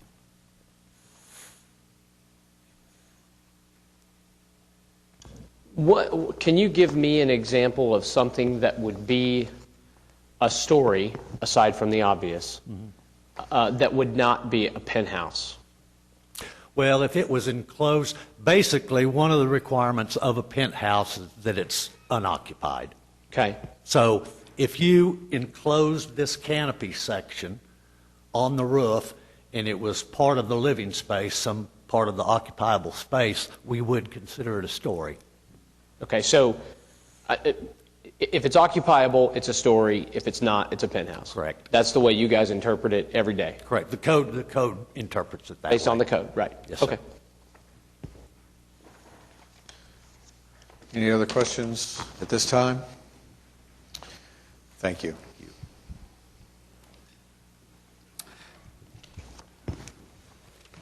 The next issue cited by council in their notice of appeal is the setback issue.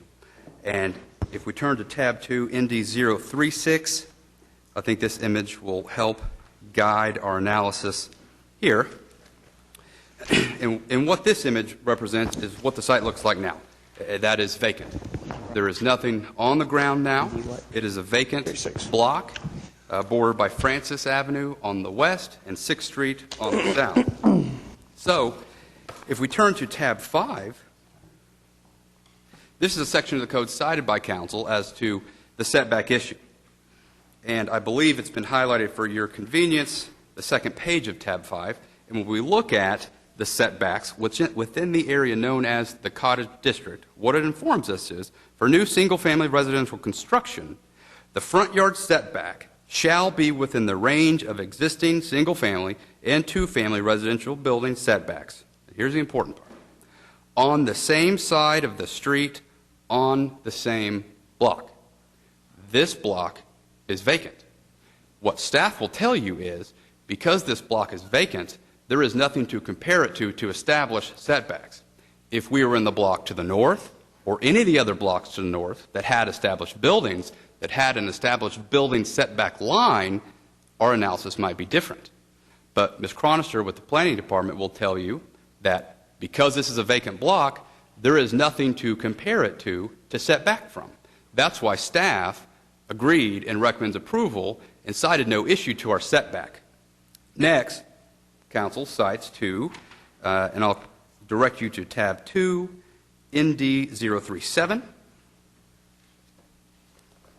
What was that? ND 037. Okay.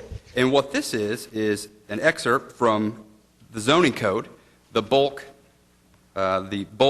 standard table. And this is in the DTD1, which is where our site falls. And what it says is, when we look to the bottom of the table, front and side yard setbacks. The first 2 floors of new construction shall be placed at or within 10 feet of the street right-of-way. For rear yard setbacks, none. What this is telling us is, in downtown districts where we're trying to encourage urban development, it is intended to push everything to the right-of-way. To that point, if you look at the building, if you've driven it, immediately west of Francis, that is a very large building that is on the right-of-way on Francis, and it also comes all the way to the right-of-way on 6th Street. So all of the setback issues in our development meet the code, they meet the guidelines for the cottage district, and again, that's why staff has recommended approval. The next issue cited in Mr. Grove's notice is building scale. For this portion, if we look at tab 6, again, this is a portion of the zoning code that deals with the DTD1. What it says is, and I'm quoting at paragraph 4, new development should incorporate the approximate scale and proportions of the traditional block pattern, concentrating mass and height at key intersections.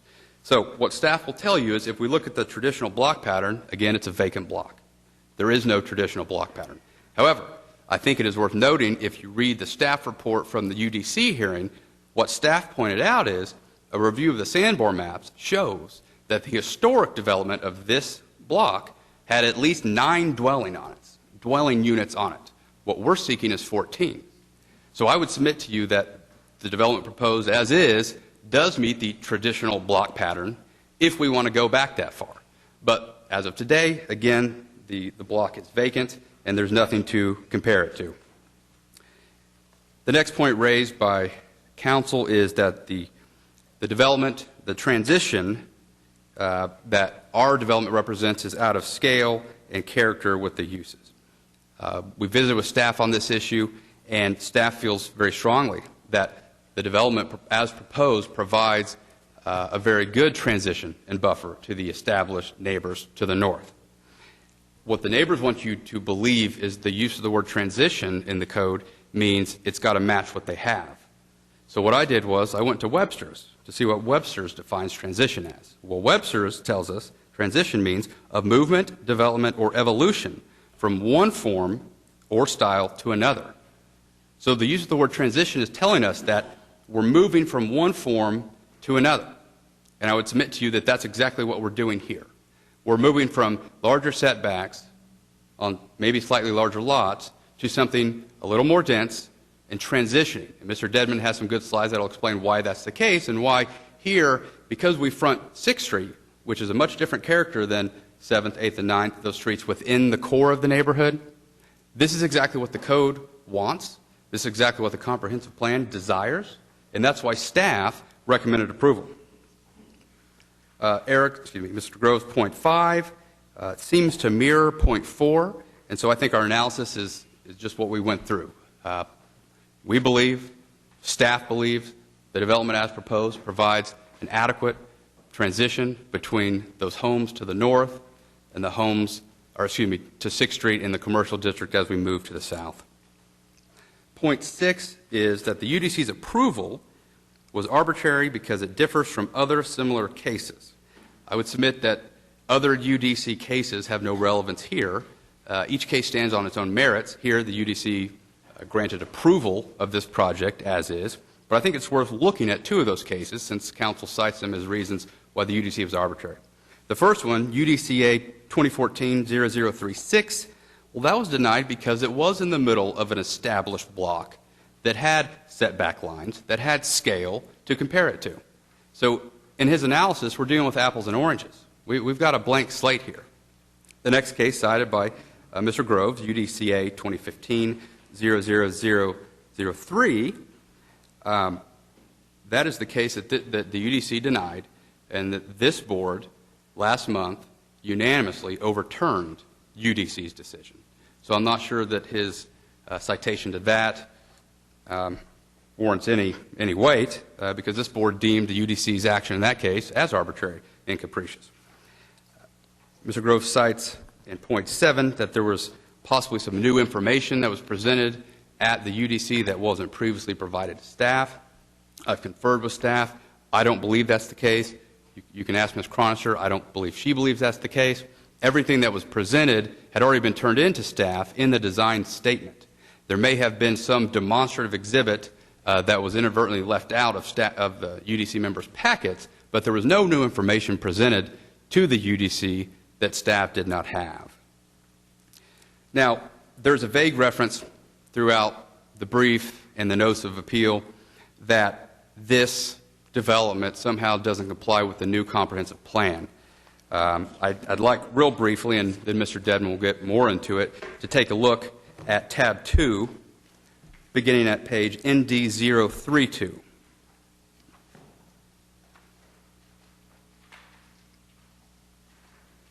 And as Ms. Powers knows, we've got a whole new way of looking at the world. We don't have designations anymore. We have things that are called LUDAs that I'm still trying to figure out what that means. But what I can tell you is what this shows us is that our site falls under the urban high intensity.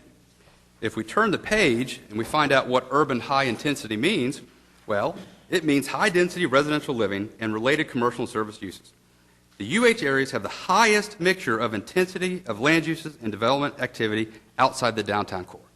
The comprehensive plan, if you turn to the next page, sees areas with this designation as something around 40 to 100 dwelling units an acre with a minimum density of 30. Our density, based on the size we have, is 22 dwelling units an acre. But I think it's important to look at this density issue. Ms. Powers will know, when we deal with density issue, we deal with it almost every other Thursday at Planning Commission. The density issue deals with use and a changing of use in conformity with adjoining uses. Here, we are zoned DTD1. The density we seek is expressly permitted in the code. And in fact, we have 14 single-family owned homes, is what's proposed. The zoning code allows by right multifamily. You could have an apartment project on this site. So I don't think density is the appropriate conversation in this setting, because that deals with use. And the use that we have applied for is expressly permitted by the DTD1 zoning standards. The next issue raised deals with platting, and what I'd say to that is there'd be no reason for my client to plat this before they had approval to build it as designed. I can tell you they have engaged Mr. Tim Johnson and Johnson Associates. They have filed a plat for the 14 lots that is currently set on the Planning Commission docket the first Thursday in October. When I visited with staff and asked if there was a problem, the fact that we didn't plat first, they said, well, of course not. We understand that once you go through and get your design, before you build, you're going to have to come back and plat. So there is no issue with platting.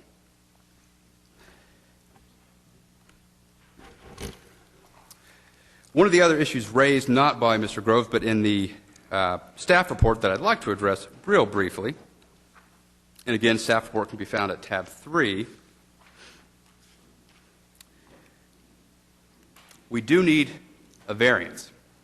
If you look at page 4 of 5 in tab 3, staff recommendation E1, approve the application on the basis that the project meets the regulations and guidelines of the downtown design zoning ordinance as referenced in section C, and 2, provide a recommendation of approval to the Board of Adjustment for a variance from the subdivision ordinance regulations pertaining to private access drives.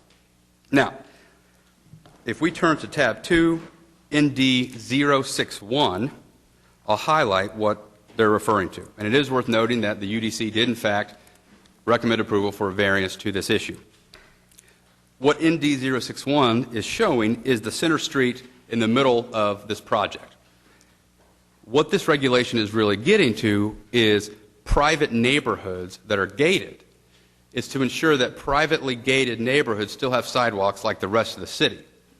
Here, there'd be no need for a sidewalk for this short stretch down the middle of the development. This will be a very nice paved driveway that will be accessible by the residents to be walked on. So that requirement isn't really applicable here, and that's why the UDC recommended approval to that variance. With that, I'd like to close before I turn it over to my client with the issue that's really at play here. The neighbors, I believe, are upset because some of their views might be partially blocked. When I sat down with staff, we started talking about it, and the first thing that staff said is, well, we don't have anything in Oklahoma City, in the zoning code, in the regulations, in the guidelines that protect sightlines. We don't have sightline corridors. And so nothing about this project's possible blocking of views in any way runs afoul of the zoning code, the building code, or anything else. Typically when we deal with sight lines being blocked, we have large residential neighborhoods that are coming in and neighbors bought next to a field, and they won't always have that field. And the Planning Commission every other Thursday deals with these types of issues. And the thing that gets said time and time again is, you don't own the right to that field unless you own it. And if a developer hasn't run afoul of the zoning code and are developing in that field or here this vacant block in a manner that's consistent with the guidelines, consistent with the regulations, and consistent with all zoning ordinances, well, they should be allowed to do so. A developer can't be required to do anything more than what the zoning ordinances and the guidelines require them to do. With that, I'm going to turn it over to Ms. Baker to address the development from her perspective, unless there are any other questions of me at this point. Thank you.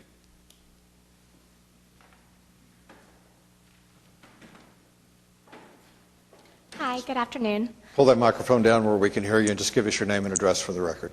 Kayla Baker, address P.O. Box 2442, Oklahoma City. I am the managing partner of Northline Development. I personally live in the neighborhood. I actively hold a real estate license, which over the years I saw demand for single-family homes in the neighborhood available for purchase. We have built 3 homes, and we currently have 3 homes under construction in various stages.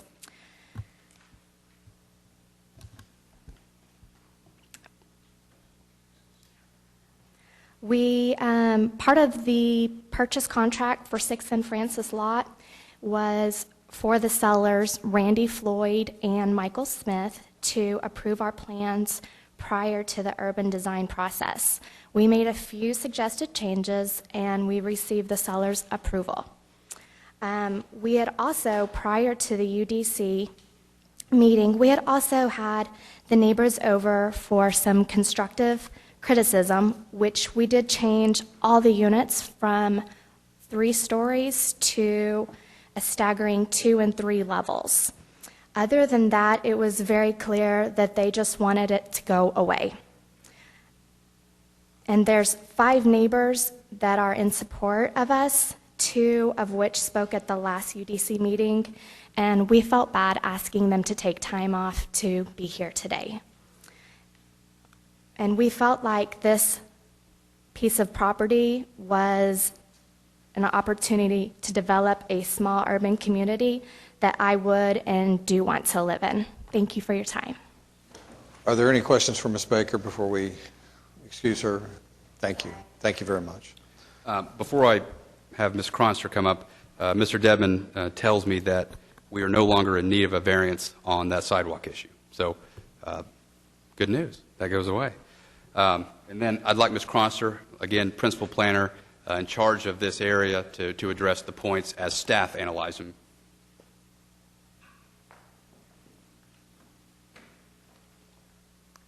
Good afternoon. Yes, staff took a very careful look at this, as we always do, and in Cottage District in particular, the issue of context, character, and development pattern, how we integrate and match the existing is carefully considered by staff and the UDC. Every month, we probably see 8 to 10 applications for new homes on vacant lots for the last 2 or 3 years, 8 to 10 a year. So we're all very familiar with the guideline and its results. But for this project, we felt as David was describing, the 6th Street lots, there are no existing structures except for some older commercial properties across Francis. So there's nothing to match in terms of setback and pattern and character. When you get deeper into the neighborhood on 7th and 8th Street, there's much more existing fabric to match. You have the neighbors on either side, the neighbors across the street. On 6th Street, there are no neighbors across the street, and on this property in particular, there are no neighbors on either side. So while this property is obviously zoned within the Cottage District, because it's one of the few properties in the district located on an arterial street, 6th Street, that the consideration of the development guideline is different. And staff believed, and the UDC agreed, that following the development pattern of the 7th, 8th, 9th Street was not appropriate when we felt the key job of this site was to provide a transition between what's an arterial street and likely to become even more heavily trafficked, that changing the block pattern and even having to invent maybe a slightly new one was the appropriate response. And all of the UDC's guidelines about character, block pattern, context, all of those are guidelines because to help the committee and staff recognize that there are so many different types of sites within the district. And we can differentiate between a guideline and a standard, correct? A standard or a regulation is something that it's black and white. It's either met or it's not. It has to be followed. A guideline, there is discretion. It should be followed. And there are very good reasons why all of these guidelines were written. They were to help provide complementary uses in terms of types of activity and their effects on what's surrounding and how they do fit in. But the guideline is a discretionary point. Any questions? Thank you very much.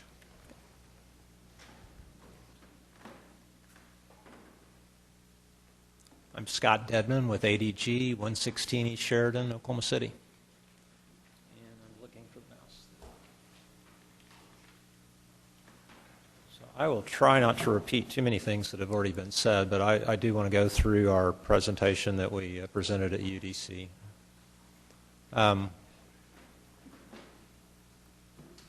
The site is right on the edge of the Cottage District, kind of on the southwest edge of the Cottage District along 6th Street, 6th and Francis. You can see in green the neighborhood streets, and the Cottage District is crisscrossed with neighborhood streets. And I want to give you an idea of kind of what the character looks like. This is just a quick video of 7th Street as you drive through it. So it's basically a two-lane street with some parallel parking on the sides, very residential, tree-lined sidewalks, a very quiet neighborhood street. Our site is on 6th Street between Chartel and Classen. 6th Street's quite different. 6th Street's 4 lanes, sometimes with a turn lane, commercial properties on both sides, signalized intersections, quite a bit more traffic, and larger commercial structures on each side of the street. As we were working on the design, we really did spend some time going through the design ordinance and looking at how we could comply with that. These are some excerpts from that. One of the keys to the design ordinance is to promote areas adjacent to the downtown areas as dense urban mixed-use neighborhoods. It's to promote urban character of these downtown neighborhoods. It's to promote mixed-use areas in these downtown neighborhoods. It's to encourage transitions between neighborhoods and the downtown business district. It's to add diverse design elements to these neighborhoods.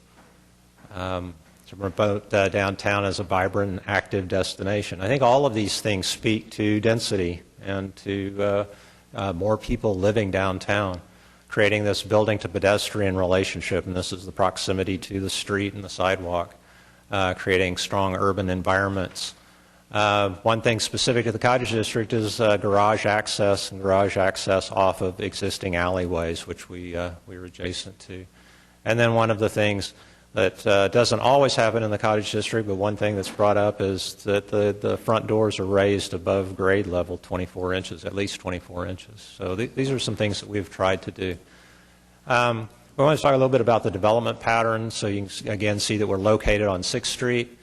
And this was just a real quick study that we did between sort of low-density residential properties. That's where we have one residence per 50 by 140 lot approximately, and then in the purple are the higher density projects where we have more than one residence on a 40 by or by a 50 by 140 lot. And then in the red are that show the commercial properties.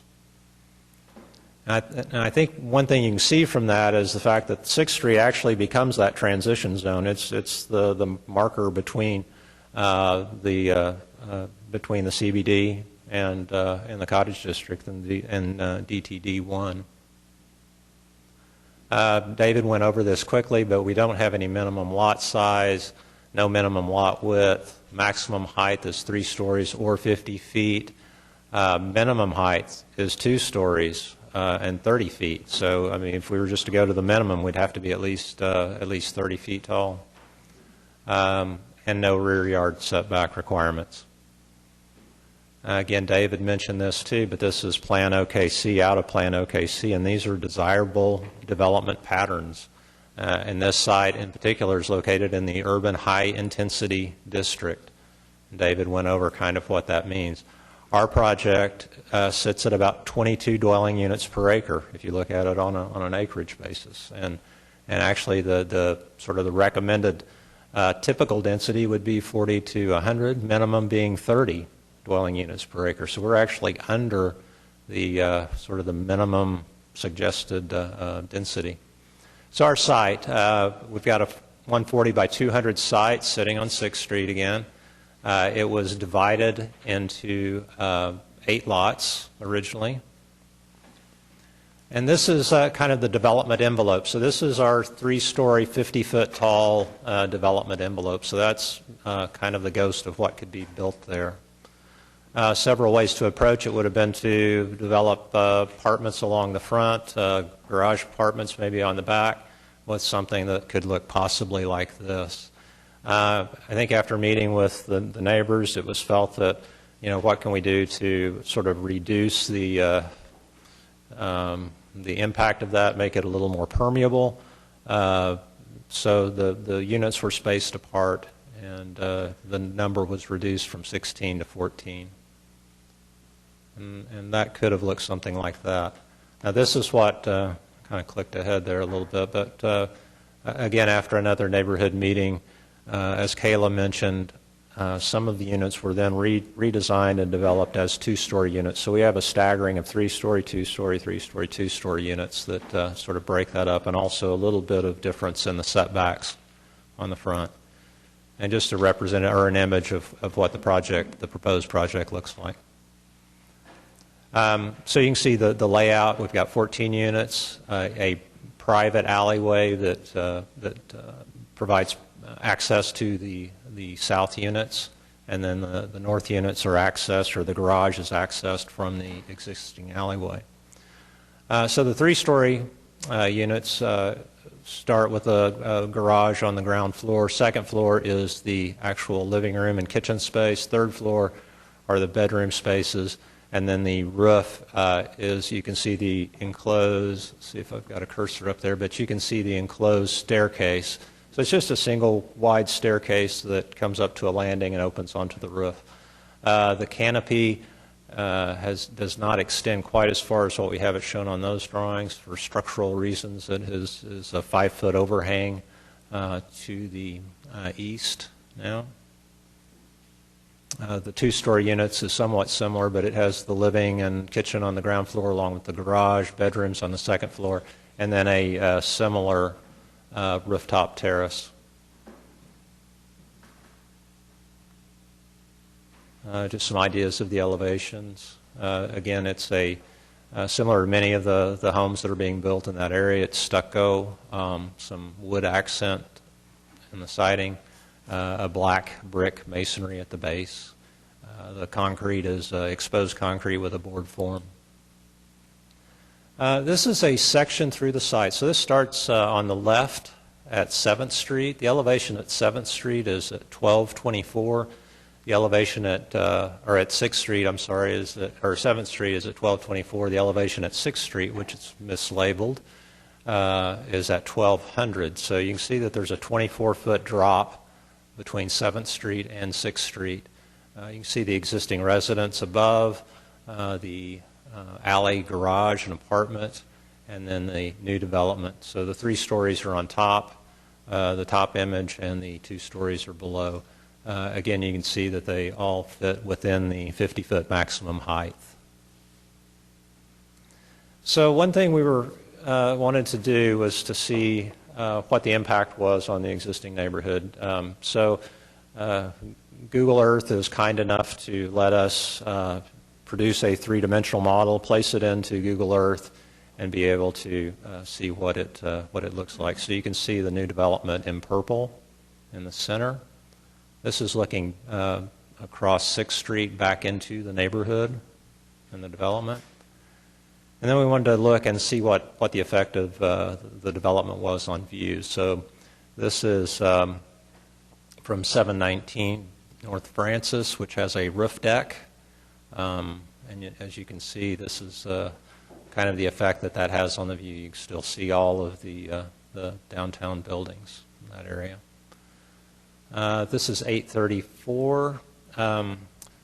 This was Dennis Wells' house. This would be a view from the living room of that property. So you can see that just kind of minimally impacts that residence. 832 is a single-story home. This is actually from their backyard. And 824, which is Mr. Peoples' house, and this is the look from their second-level deck, looking back toward downtown.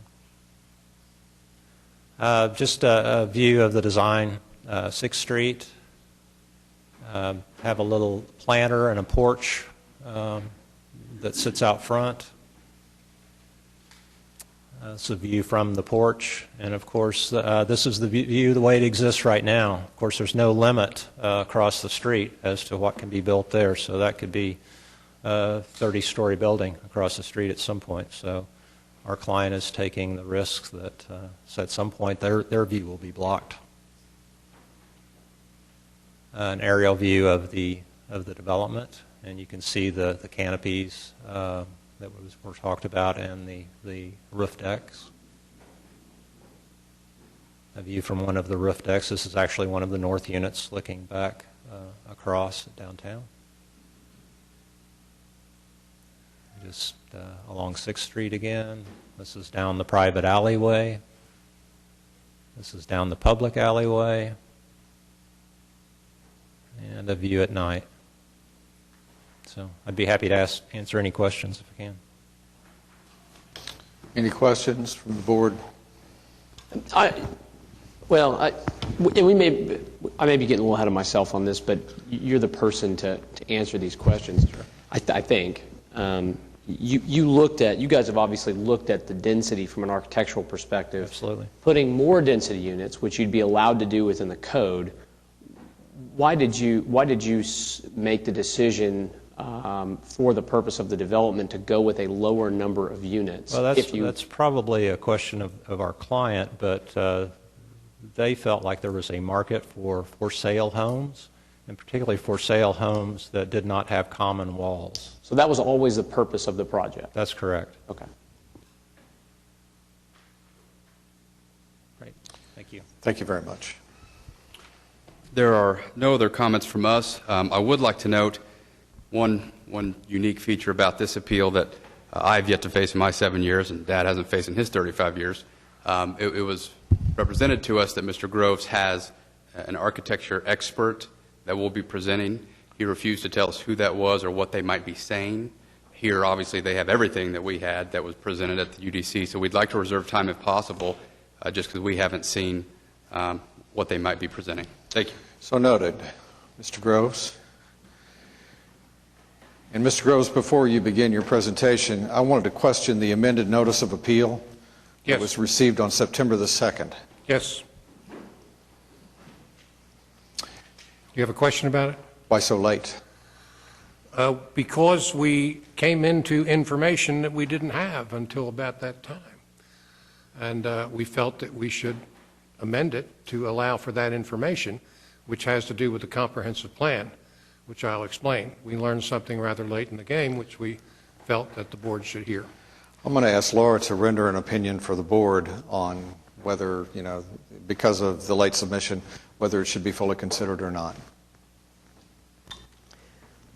While the board is limited to contemplating issues that were raised in your original notice of appeal, and that was supposed to be complete at the time of filing within 10 days of the decision of the Urban Design Committee. I know that some of those issues were just touched on by Mr. Box in his presentation. So I think that you should have the opportunity to address those now also. But keep in mind that the board is limited to the issues that were originally raised in the notice of appeal. Real quick, so for clarification, that would be what was outlined in the August 27th brief that we received, is that correct? Yes. We did not discuss the comprehensive plan issue in the brief because we weren't aware of it. I think when I explain this to the board, you'll understand why the information came to us as it did and why we think you should hear it. And of course, Mr. Box did discuss comprehensive planning, so one way or the other, we feel like we'd be entitled to present it.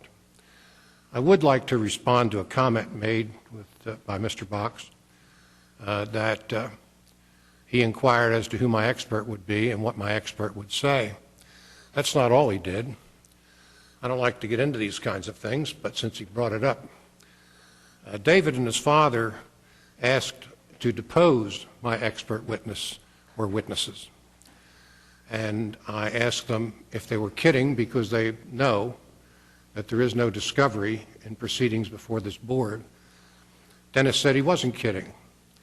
And so I fell for it, and I wrote them a letter in which I said, you don't have any right to depose my experts, nor even to know who they are.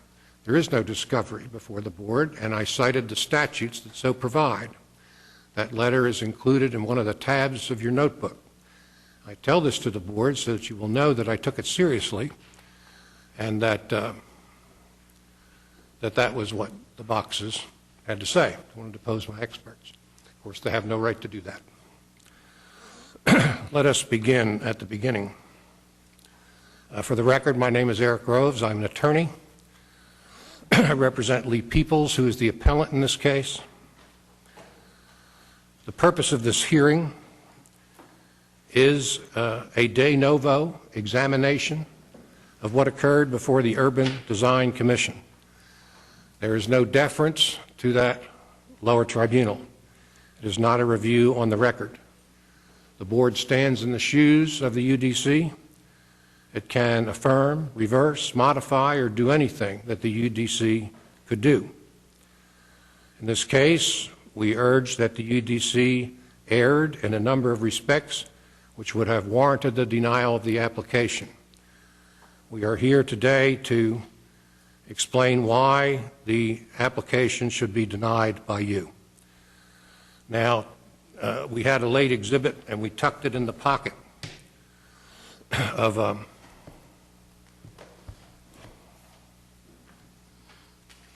the front of the book. There are actually two. One is entitled Boundaries of the Cottage District. And I put this before you because it is sort of a gerrymandered area, as you can see, where the northern boundary is, and part of the southern boundary is on 6th Street. Some of the Cottage District goes a little further south than that. Parts are carved out, like the Valier Rehab Hospital's carved out, but the little yellow block represents the site in question. Some of you may be familiar with the district, may have gone down and looked at it, but so there won't be any dispute about its boundaries. We're including that as an exhibit. We have given each of you a hearing notebook, provided one to the planner, legal counsel, and opposing counsel. These are not documents that we give you to study and read, but they are for reference. They are to be exhibits and part of the record. They include copies of all the relevant ordinances that pertain here, as well as other charts and documents. Some of the exhibits you find in the book will be part of a PowerPoint presentation by one of our witnesses. We will present both fact and expert witnesses to you this afternoon. And for the sake of brevity, we have tried to compact this presentation to as few witnesses as are necessary. The first fact witness will be the appellant himself, Lee Peoples. He is an attorney licensed in the state of Oklahoma. He is a professor at Oklahoma City University Law School, teaches legal analysis, and is the administrator of the library. He lives to the immediate north of this proposed project. He, among other things, has done a survey of the Cottage District so that you can see exactly what the percentage of occupancy of lots is throughout the district in comparison to what has been proposed by Northline. He can explain that in greater detail. But a copy of his raw data is attached, and I'll give you the tab number in a moment. Our second fact witness is Bill Bleakley.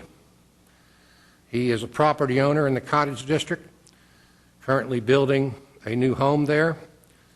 He is an attorney, publisher of the Oklahoma Gazette, other publications.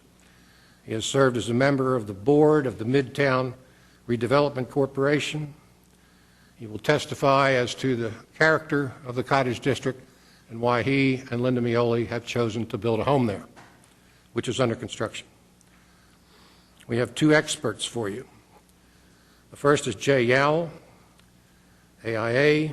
He is a principal in JY Architecture in Edmond. He serves as a consultant to the City of Nichols Hills on zoning matters. He is an instructor in architecture at the University of Oklahoma. He will talk today about the applicant's design and why it does not comply with the ordinances and the guidelines in those ordinances.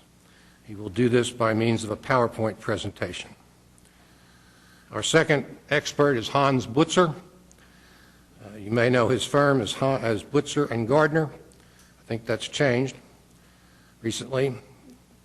He is a professor of architecture and the director of the OU School of Architecture. He obtained his bachelor's degree from the University of Texas at Austin, his master's degree from Harvard. He is world-renowned, as you know. He is the man who designed the Murrah Building Bombing Memorial. And he will testify about the Midtown Urban Renewal Plan, which is this. Pardon me.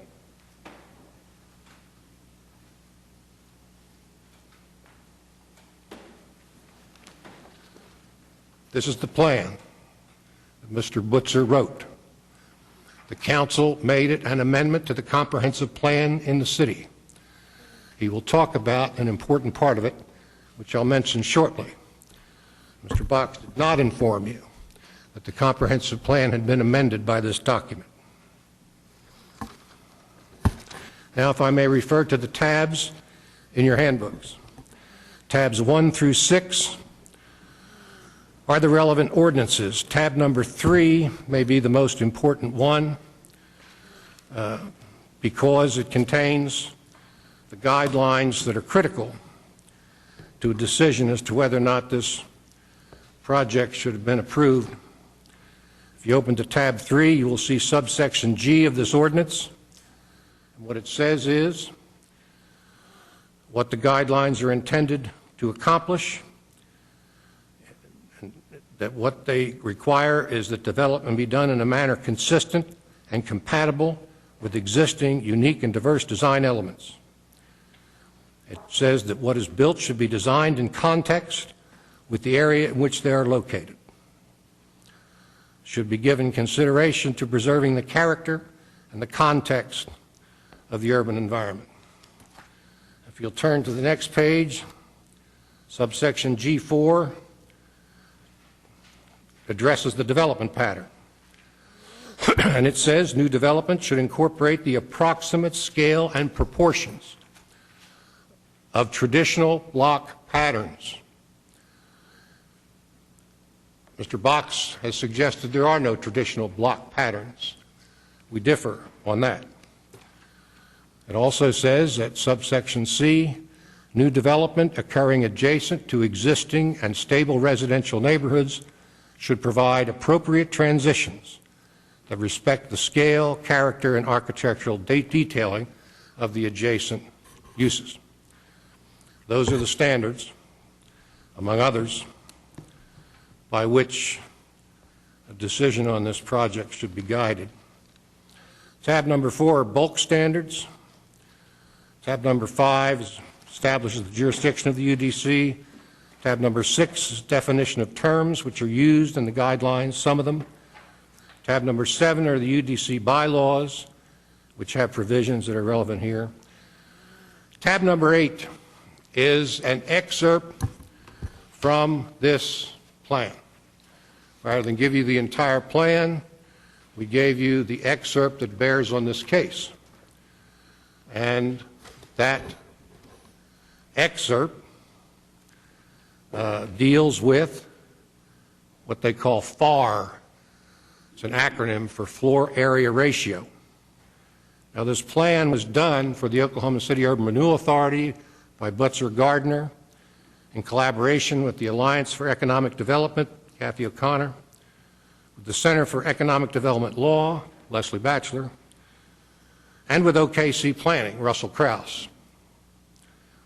The excerpt is a graphic depiction of the area in question, and it shows the floor area ratio as it existed in 2013 when this plan was adopted, and as it should be in the future. The land owned by the applicant is included in this depiction. The plan said that that property should have a FAR, a floor area ratio, within a range of 0.26 to 0.75. The FAR of what Northline proposes would be 1.11. This is, in a sense, a measure of density calculated mathematically. At the lower range of the recommended FAR, 0.26, Northline's proposal would be over 4 times the recommended amount in this plan. At the upper range of 0.05, their proposal at 1.11 would still be excessive. Mr. Butzer is the author of the plan, and he can explain the details behind the FAR. Now, if you look at tab 9 of your book, you will see that the plan written by Mr. Butzer was recommended for adoption by the Planning Commission to the Oklahoma City Council. You will see a photocopy of the Journal of Council Proceedings for September 24, 2013, a copy of the minutes showing that it was adopted, and the City Manager's memo dated 9/24/2013 on the second page, which is highlighted. Mr. Couch said, at its September 12, 2013 meeting, the Planning Commission received the proposed Midtown Urban Renewal Plan, amended the comprehensive plan so that it reflects the limited number of conflicting recommendations made in the Midtown Urban Renewal Plan, and determined the Midtown Urban Renewal Plan to be in conformance with the comprehensive plan.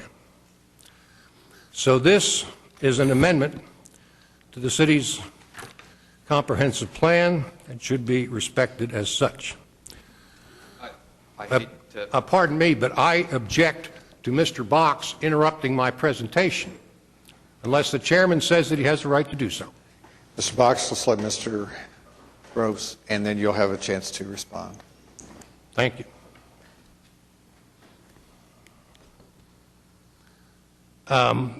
Tab number 10 is the actual plat for this area.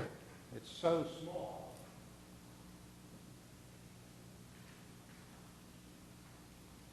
that it can hardly be read, so we went and got the original one. If anybody wants to see it, we only have one copy, and it really is an historical document. It was done in 1901. And of course, the property in question is subject to this plat, and staff has said, and I know Terry Massey has said, that this project cannot go forward without being replatted. That's not going to be easy to do, but we'll talk about that later. At tab number 11 in your book is a building scale survey for the Cottage District, done by Mr. Peoples. He will explain it in detail in his PowerPoint. It is a critical piece of this case because the survey goes house by house through this neighborhood. It schedules out for each single-family detached dwelling the footprint of the house as a percentage of lot size, the square footage of the house as a percentage of lot size. The result can be contrasted with the percentage of the proposed North Line project. If you look to the bottom of the first page, you can see the difference. The average footprint percentage as a lot size, for example, for the neighborhood is 26%. North Line proposes 64%. This is math. Numbers don't lie. Mr. Peoples will explain how he did it. Number 12 is a photographic survey of the residences in the Cottage District. It was done by Lee Peoples. He'll have it in his PowerPoint, but briefly it depicts the overwhelming majority of residences as single-family detached in the Cottage District. It is an interesting mix of older homes, some restored, some unrestored, some historic ones preserved, thankfully, and then those under construction, and there are several. This goes to the character of the neighborhood in which they propose to locate this project. Tab number 13 is a copy of the certificate of approval granted by the UDC. Attached to that certificate are the plans for the buildings. And I'd like to direct your attention, if I may, to pages A2, 8, 9, 10, 11, and 12. I'm not going to expound on the height issue much. I'm going to leave that to the architect. But I do have two things I want to say to you about that. The contention has been, here and before the UDC, that the rooftop terrace proposed by the applicant is not really a story. There are two things that belie that. The first one is on these plans. These pages that I just mentioned to you are for what they characterize as two-story townhomes. They have rooftop terraces, just like the other ones. If you will look right under the stamp, the design review certificate of approval stamp, well, first of all, you will see that the drawing represents it as a roof terrace, but under that it says third floor. Third floor. So with these townhomes, the lower ones, the terrace is a floor. apparently not with the other ones. It also struck me when I looked at some of the architect's elevations about this so-called rooftop terrace. It's not a floor. I think you can, if you look to, I think it's the next to the last page. I guess it's 3 pages from the back of tab 13. You will see the architect's depiction of this rooftop terrace. You will notice a very lovely wood floor. Now, I expect a roof to look like a roof. I expect a roof to be comprised of rooftop materials. This is not. This looks like an interior floor to me, not a roof. So there is an admission here that this is a story, but I'll let the architect deal with that. In any event, tab number 14 is the CV for Professor Yao. Tab 15 is the CV for Hans Butzer. 16 is our brief, which you've read. 17 is the staff report in case you need to look at it. Number 18 is miscellaneous correspondence, including my letter to Mr. Box, reminding him there are no depositions at the Board of Adjustment.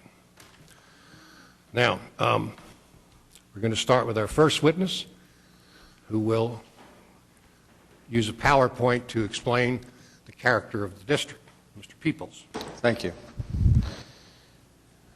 Welcome, Mr. Peoples. Just if you would give your name and address for the record, please. Certainly, Mr. Chairman. Lee Peoples. I live at 824 Northwest 7th Street at a home in the Cottage District. I brought this appeal because I want the zoning code and the guidelines to be applied fairly and uniformly throughout the Cottage District. As much as the developer wants to pretend that these guidelines do not apply to their land, they do, and you can't show me anywhere in the zoning code that says otherwise. I complied with those guidelines when I built my home in 2012, and I am simply asking you to hold the developer to that same standard. I want to be clear, I am not against development.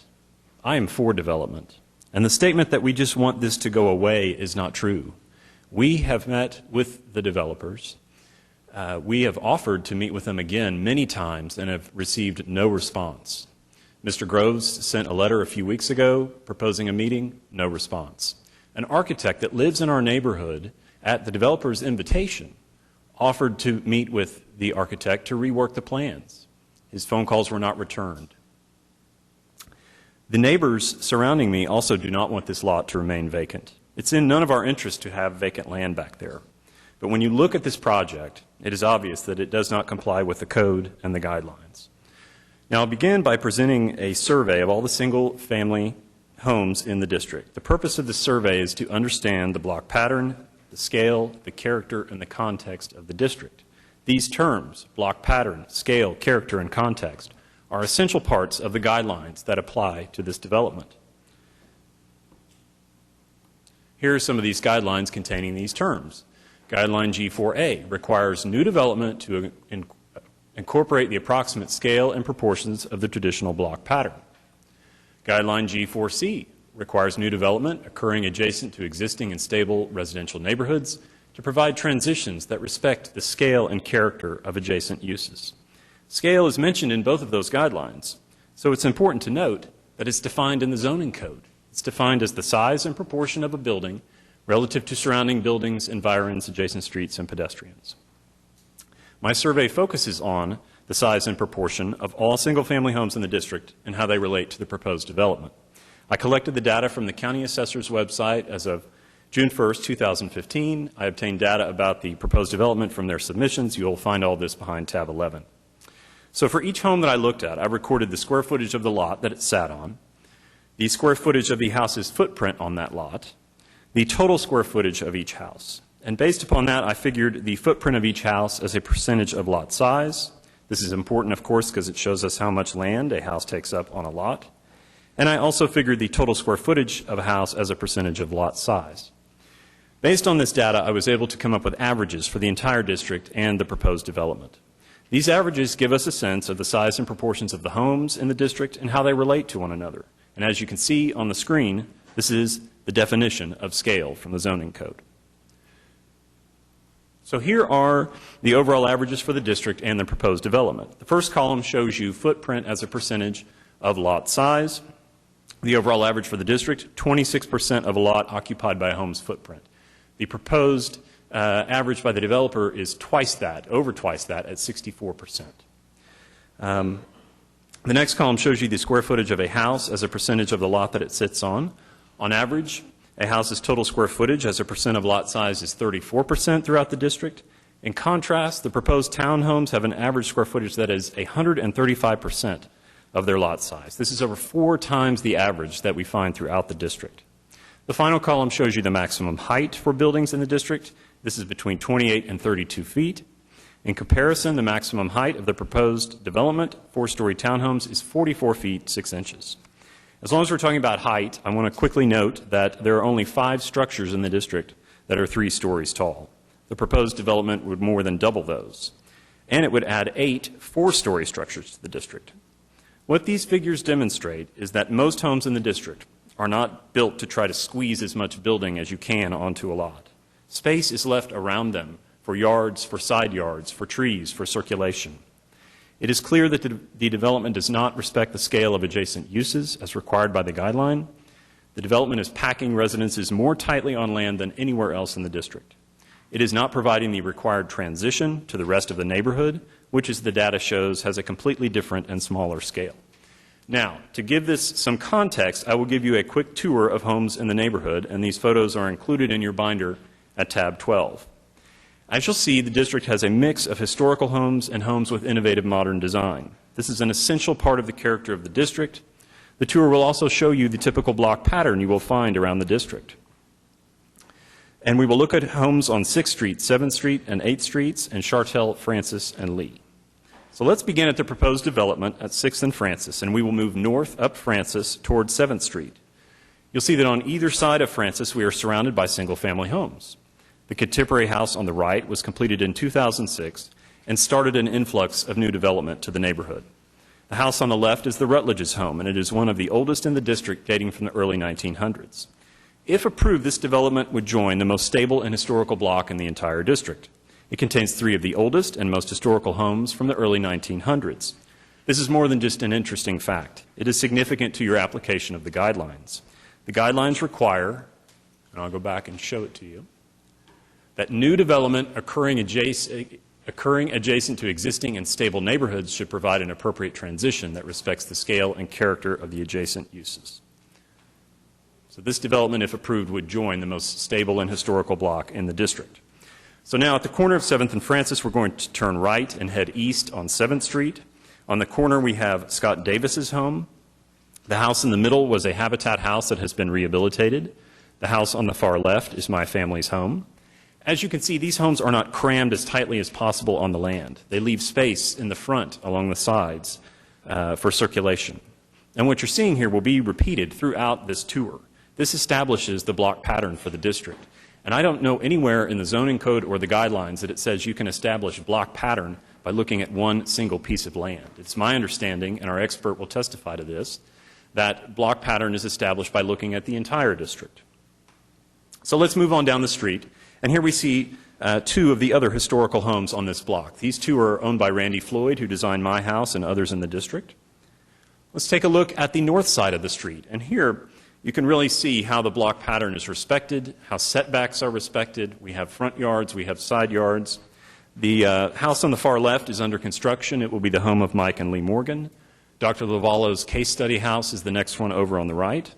The next one is Sean and Michelle Cobb, and it is nearly complete. And then the final house is an existing older home. Now let's continue east past Red Andrews Park, where we see a lot of development here. The house on the right will be a single-story style home being built for one of my colleagues at the law school. The house next to it is nearly finished with construction.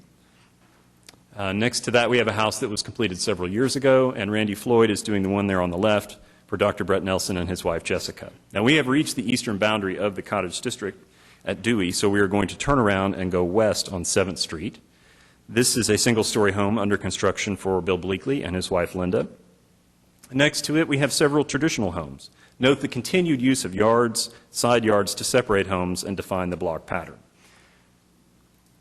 Now we have reached Lee, and we're going to turn south because the district does extend along 6th Street. As we go south, we will see 2 small bungalows, and here are some of the homes that we see along 6th Street. Now I would like to move up to 8th Street, 8th and Dewey, and work our way back to the west. Here we have some traditional single-family homes. The green home on the right was recently restored and belongs to Clint and Carrie Carter. Adjacent to it is a multifamily unit. And now we're crossing Red Andrews Park, continuing to the west, and we see another important historical home. Now, as we cross over to 8th and Chartel, we're entering a block that is having lots of development.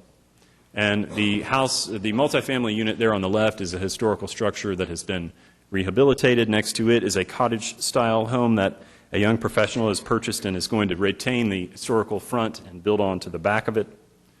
Moving on down 8th, we see Steve Mason's new home on the left. It's a very large house, but it still preserves open space, as you can see. The home in the middle belongs to Keena Oden. It's a historical home that she renovated, and there's a contemporary home on the far right. Here is the north side of the block, and again, this gives a good illustration of the block pattern. We have historical homes here, we have contemporary, but we have this front yard, side yard, ample space between these structures. Continuing on 8th Street past Francis, we see more traditional, some contemporary there on the right. And we'll conclude the tour with these small homes on Francis. And as you can see, even these small bungalows are respectful of the block pattern. I hope this tour has given you a sense of the homes that make up the district. And you can see that they don't try to cram as much as they can on their lots. They leave space. I will conclude with the words of project architect Scott Dedman, who said in the letter he submitted to the UDC, "The goal of the design is to construct townhomes compatible with cottage district housing stock and scale. As the survey data demonstrates, this design has failed to meet that goal. These 14 townhomes are taller than any other structure in the district. They will be packed more tightly on land than any structure in the district. The development does not respect the block pattern. It is out of scale, character, and context with the rest of the district. And I would ask that you overturn the UDC's approval or modify it to bring it within compliance." I do want to mention one thing before I conclude. Item 7 in our statement of the case, we were objecting to the UDC considering an item that had not been provided in advance. And I want to bring this up because the developer showed these view studies again. The UDC bylaws, Article 6, require that the applicant or their agent present no new documentation to the Commission at the meeting without staff having first had an opportunity to review that. I have an email, I'm sorry I only have one copy of this, but it's from Paula Hurst at the city, and she confirms that the PowerPoint that ADG presented was submitted at the meeting, so staff did not have an opportunity to comment on that in violation of their bylaws. And this is important because they presented information at the UDC and to you today of those view studies that are in no way accurate, and we did not have, as the bylaws require, time to take a look at those and reply to those. And I'll just mention view studies. When I built my house, my neighbor objected to me compromising his view. We met, we got together, we took GPS coordinates, we developed these careful view studies, and we came to a compromise. I moved my house in consideration of his views, but the developers have not offered to do any of that. So I just wanted the record to reflect that. Thank you. Thank you, sir. Mr. Chairman, have we lost Lisa Cronister? Have we lost staff here? I believe we have. Laura states that we expect her to... I believe she's coming back at about 4:15. Okay. Mr. Chairman, our next witness is Hans Butzer, who wrote the Urban Renewal Plan and will answer any questions you may have about it and explain the meaning of the floor area ratio. Mr. Butzer.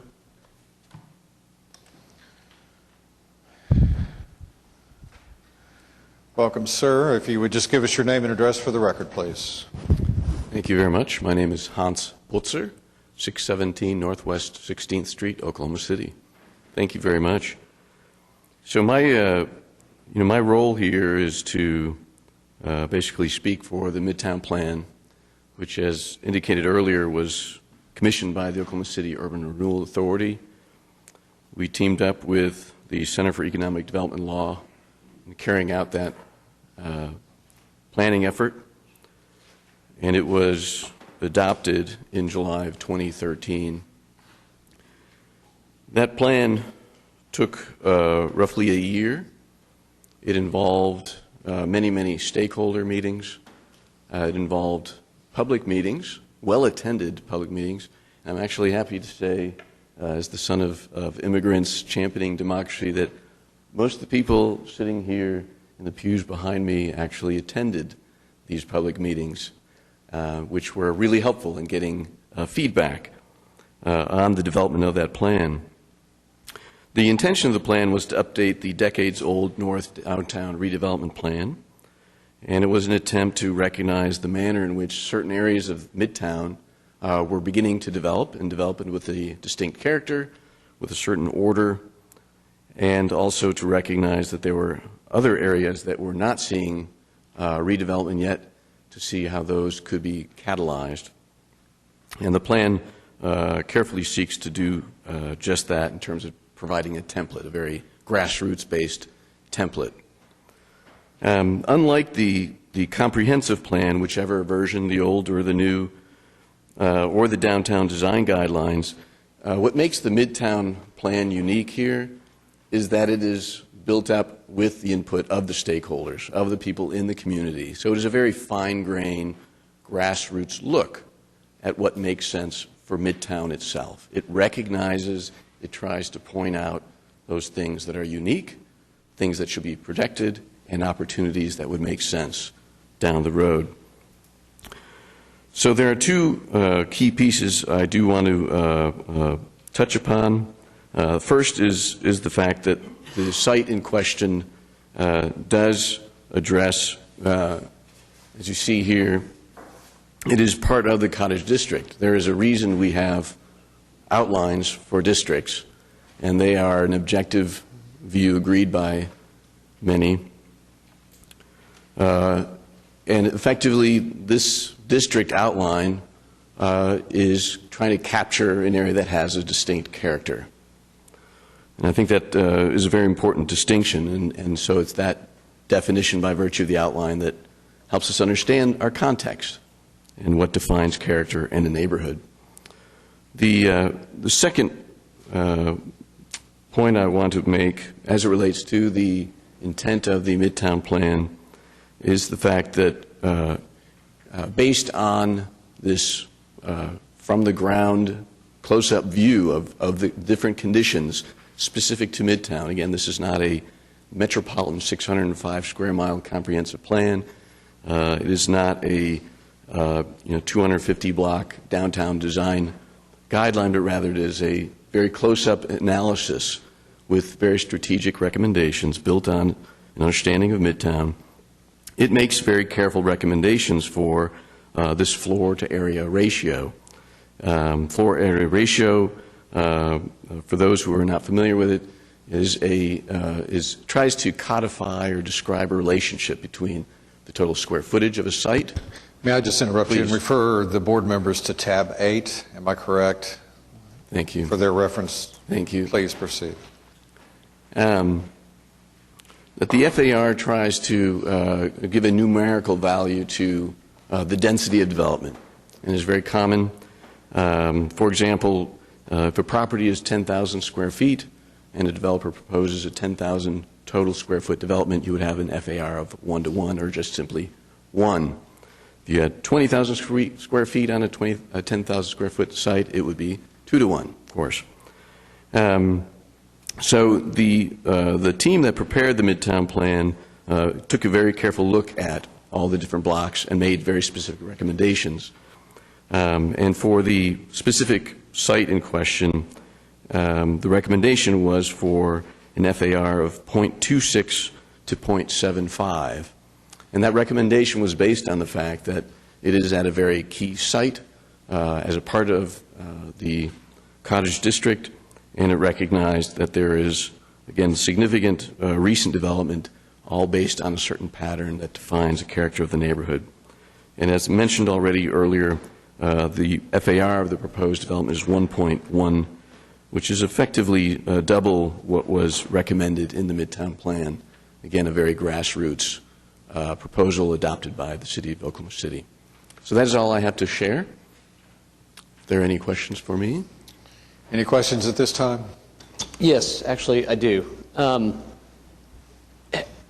First of all, to probably a staff-related question, but the Cottage District is governed within the DTD1, right? Those are the regulations that are at issue.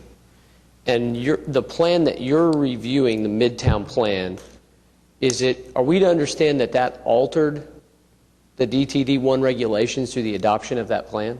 That is my understanding. I'm going to need clarification that that's accurate, because what we're presented with in the brief and then in the code is in contrast to what you're saying that does to it. So I need some clarification if that's accurate. See, Mr. Box indicates that he may be able to offer his perspective and clarification. Mr. Gross. And I apologize that I've tried to interrupt. Mr. Box, just a moment. Wait. I object on the record to Mr. Box participating in my part of the case in my presentation. And he's tried to do this before, and I object to it. That's fine. Can staff address that? Can we get some? I have no problem with staff addressing it. Well, I just need clarification, because this is. Welcome back, JJ. Sorry. You came at just the right time, JJ. I want to make clear that we are all hearing information that is accurate. The Cottage District does not have its own set of basically standards. Those standards, it has its own guidelines, but those standards are codified under DTD1, correct? Correct. Okay, and we are being told that the Midtown, what's the right way to refer to that? Midtown Urban Renewal Plan. The amended plan, that they reference was adopted recently, alters those standards. Is that accurate? No. I believe I can address that. Please do, because obviously my friend Mr. Butcher is not an attorney, but and he's proud of his plan. But comprehensive planning is something that is separate and apart from the adoption of ordinances. Comprehensive plans are required by statute. A municipality, and if I say anything that's wrong, I'll ask Laura to correct me, but cities may not zone in the absence of a comprehensive plan. Comprehensive plans are amended from time to time. In fact, in this city, we have followed a practice of developing sector plans, focusing on the southwest, for example, and the southeast, and they're more particularized. This plan is more particularized. All comprehensive plans are guidelines. There's a very small body of case law here in Oklahoma about comprehensive plans. And the general rule that emerges is they are not ordinances, they are guidelines. They should be respected, they should be taken into consideration, but they're not ordinances. They're not the same thing. And they are also in contrast to standards, correct? Well, I'm getting to that. Okay. The standards for the Cottage District do grow out of the DTD-1 zoning district. There are some specific ones that apply only to the Cottage District, but some of the ones upon which we rely, that we think apply to the whole area, but they also apply to the Cottage District. And they are ordinances, so they have the force and effect of law, unlike a comprehensive plan, which is a guideline. Now, these guidelines, such as the FAR, are relevant. You know, the city spends a lot of money developing these things, so they're relevant and should be taken into consideration, in my view, but it's not an ordinance. But the ordinances that direct the scale and the character of the neighborhood to be taken into consideration, that's law. Oh, and those are in your tab 3. Is that why you're referring? Would you stand by on that? Sure.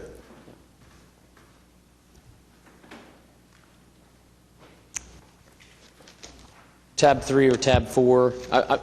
Basically, direct me in your materials to the ordinances, as you put it, that are going to govern the Cottage District differently than the DTD1 as adopted. All right. Let's look at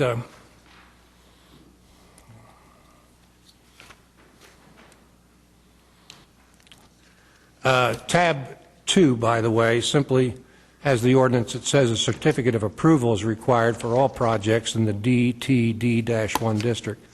At 3 are the development guidelines for that district, and G is one such, and it applies to the cottage district. Even though it doesn't say so, it does. Then, of course, G4 has to do with development pattern. That applies to the entire district. I'll see if we can find something that applies just to the cottage district. If you look at tab 4, there's table 7200.2 as the downtown design district's bulk standards, from whence arises the maximum height rule.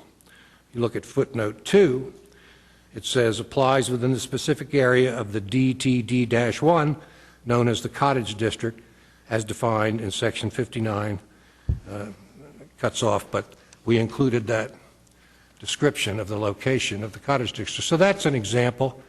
If you look at tab 5, this is an excerpt from Appendix A to the Zoning Code, Urban Design Districts. It enumerates 5 of them. Number E is the cottage district, and it says this area is not in the Urban Design Overlay District, but it is subject to review by the Urban Design Commission under the Downtown Transitional District Limited DTD-1 criteria.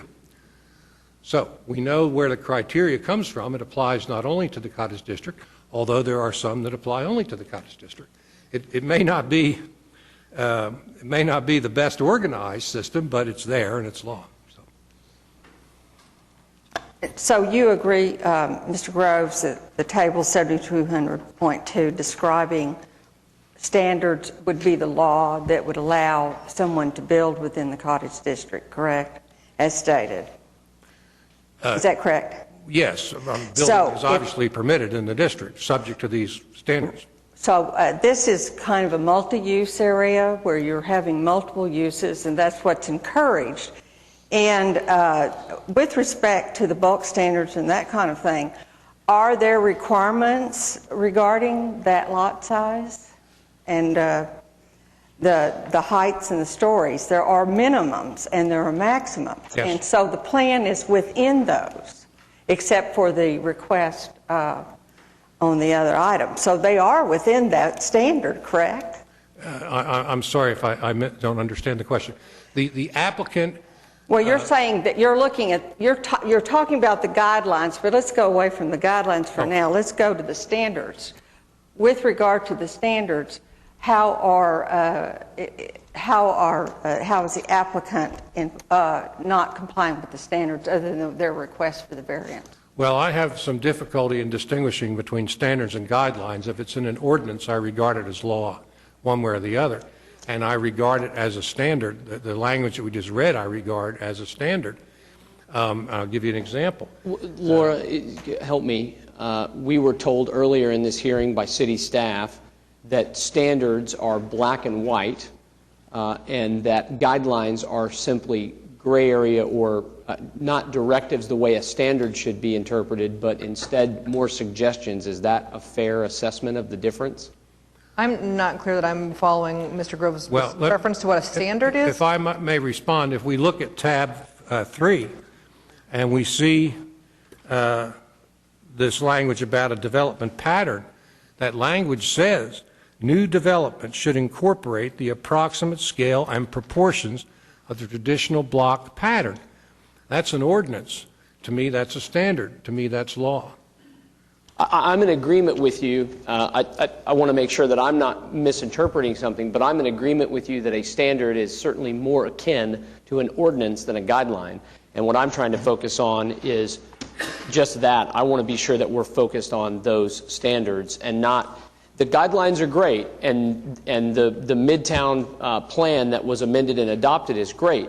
Yes, cities have to plan in accordance with zoning practice, but they're not directives or ordinanced for a reason, and that's because they have to allow for flexibility.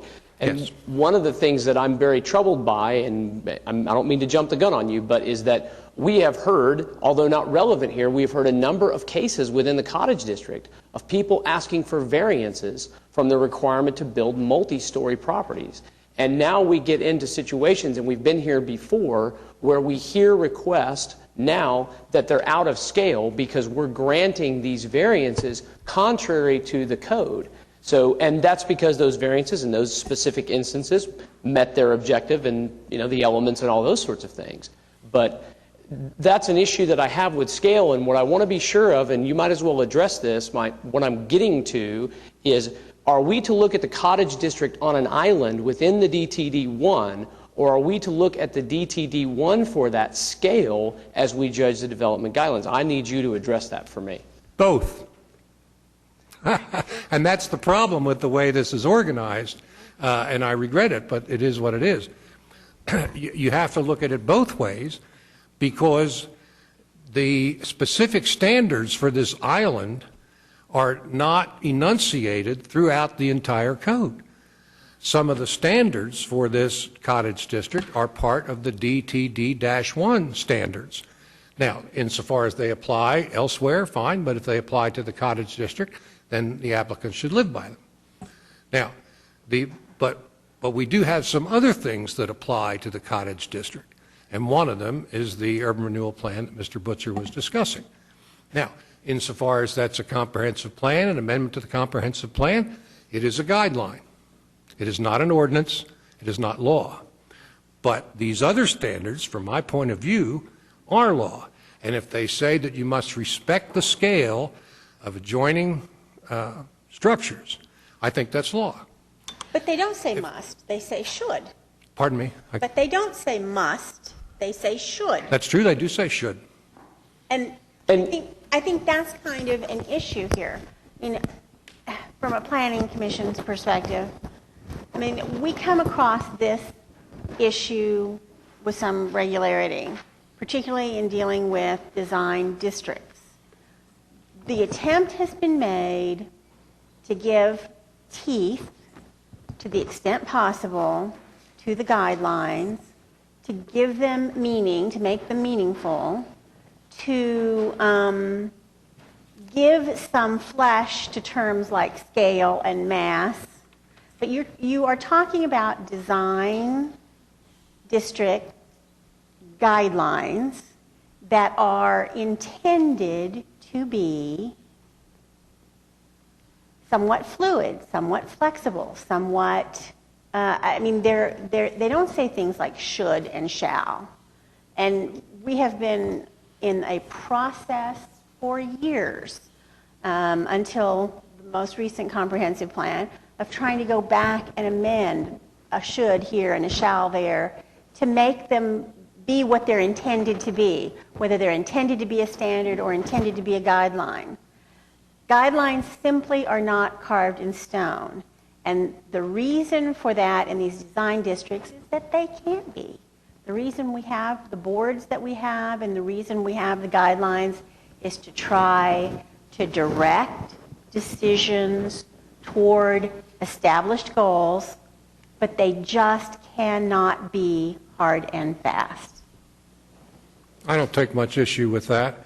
And I've worked through the same kinds of problems that Commissioner Powers is talking about.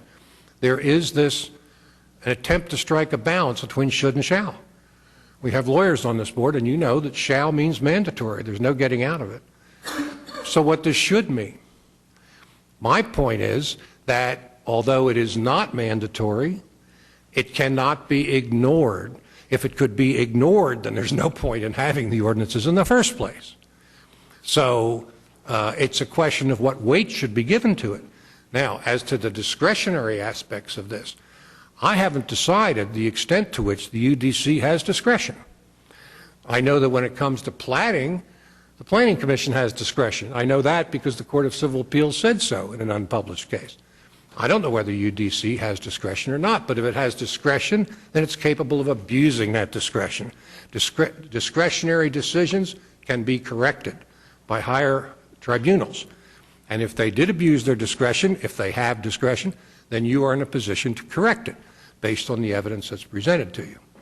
Now, I just want to get back so that my friend Mr. Butzer doesn't think I was contradicting him as far as the, I think what it should appropriately be said is that the urban renewal plan is an amendment to the comprehensive plan, more specific, by the way, than what Mr. Bach showed you. This gets down in the weeds, but it isn't law, and I wouldn't advocate to you that it's law. But it's something that we did to guide our decisions and should not be ignored. You give it such weight as you deem appropriate. Now, I'm going to let Hans answer whatever other questions you have for him. And Hans, if you haven't left yet, I wouldn't blame you if you had. If you have other questions of Hans, he's here. Are there any other questions for this? I just have one. When you were working on this amendment to the plan, Yes. Was it the intention of that effort? You said, grassroots, talking to neighbors, people involved, stakeholders, the people Yes. who, should have a lot of say in how that plan's developed. Was it their intention to alter the course of the development by amending that plan, or was it their intention just to further solidify the current course, in your view? I can say specifically that through these discussions, as it pertains to the Cottage District itself, there was a clear direction to preserve the course in which the Cottage District was developing. It was not to alter the direction that the Cottage District was developing. Okay. Thank you, sir. Thank you very much. Mr. Groves, Ms. Cronister would like the floor for just a moment if you don't object. Yeah. Well, I do object. I didn't call her. The staff is opposed to me in this presentation. Why would I say, okay, I want an opposing witness to come up and testify? Why would I say that? She's against us. That's pretty candid, but that's how it is. I think we have questions of Ms. Cronister. All right. If the board wishes to hear it, fine. But, I have one off the top of my head. We were discussing earlier this term, the traditional block pattern. Don't go yet, Mr. Butzer, please. I have something else I'd like to say to you. And You will be detained. My question is about this phrase, traditional block pattern. Does that phrase mean the pattern on this square block? Are we talking about, so if the block is vacant, there is no pattern? Or does the term traditional refer back in time to a time before the block was vacant? Help me out here. All of the above, and I know that's maybe not the helpful answer. One interpretation of traditional block pattern is, in this district, the block lengths are a certain length. In some neighborhoods they're short blocks, some neighborhoods they're long blocks, some neighborhoods they're windy blocks. But this district has a specific overall block length and a depth and a series of alleys and streets on an orthogonal grid. So that's a traditional block pattern for this neighborhood. There's also the traditional block pattern concerning the footprint, the lot dimensions, and the footprint of the existing structures within it, which were mostly early bungalows from the early part of the 20th century that have since been mostly replaced, a lot of replacement with contemporary homes in a similar footprint, setback approximately 25 feet from the street, pulled a certain distance away from the side yard and the rear yard. That's its development pattern. So setbacks and setbacks and footprint. Okay. And rhythm of the number of lots and how the structure is placed on the lot. And that could be, and then within that definition, you could look at the block, the side of the block, the neighborhood, and each time you would assess that and drill down, you would get to a more finite description. But you could also broaden it out. Does that answer your question? Ms. Powers? In a way, not a very satisfactory way. At this point, let's excuse Ms. Cronister at this time if we can and allow Mr. Groves to continue with... I'm sorry, could I just say one more thing? I approached because I wanted, when Mr. Cravens was talking about guidelines and regulations, and I wanted to affirm the thought that regulations and guidelines are in the ordinance that the commission follows. One says shall, one says should. They are in the ordinance, so they are law that it should be done. Another point is the UDCs, all of the design review committees, their job is to decide and interpret based on this ordinance, not the comprehensive plan, not an OCURA study, not another planning department study.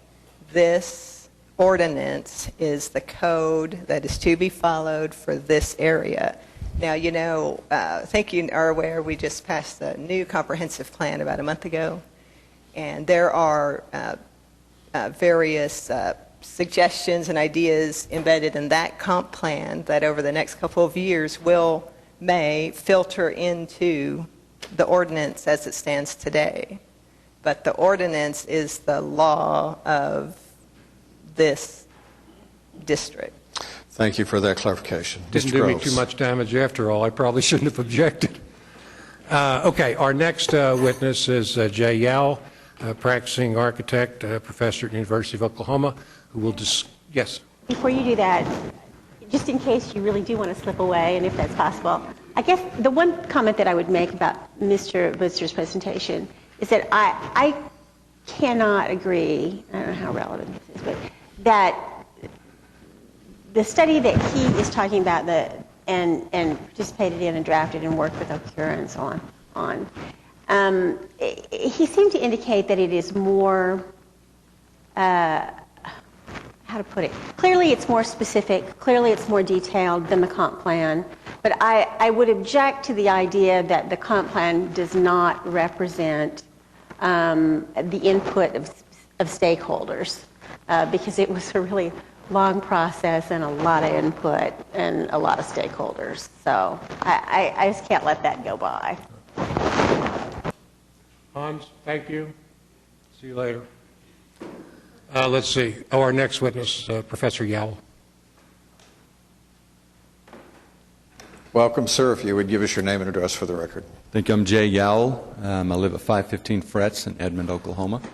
Thank you all for the time, and I get to come up here at the very end of the show here. But I was really asked as approached. I've worked with the City of Nichols Hills, consulting with their ordinances, have spent numerous hours looking at zoning ordinances and guidelines and how those things all fit. I was approached to look at these. Let's see if I can get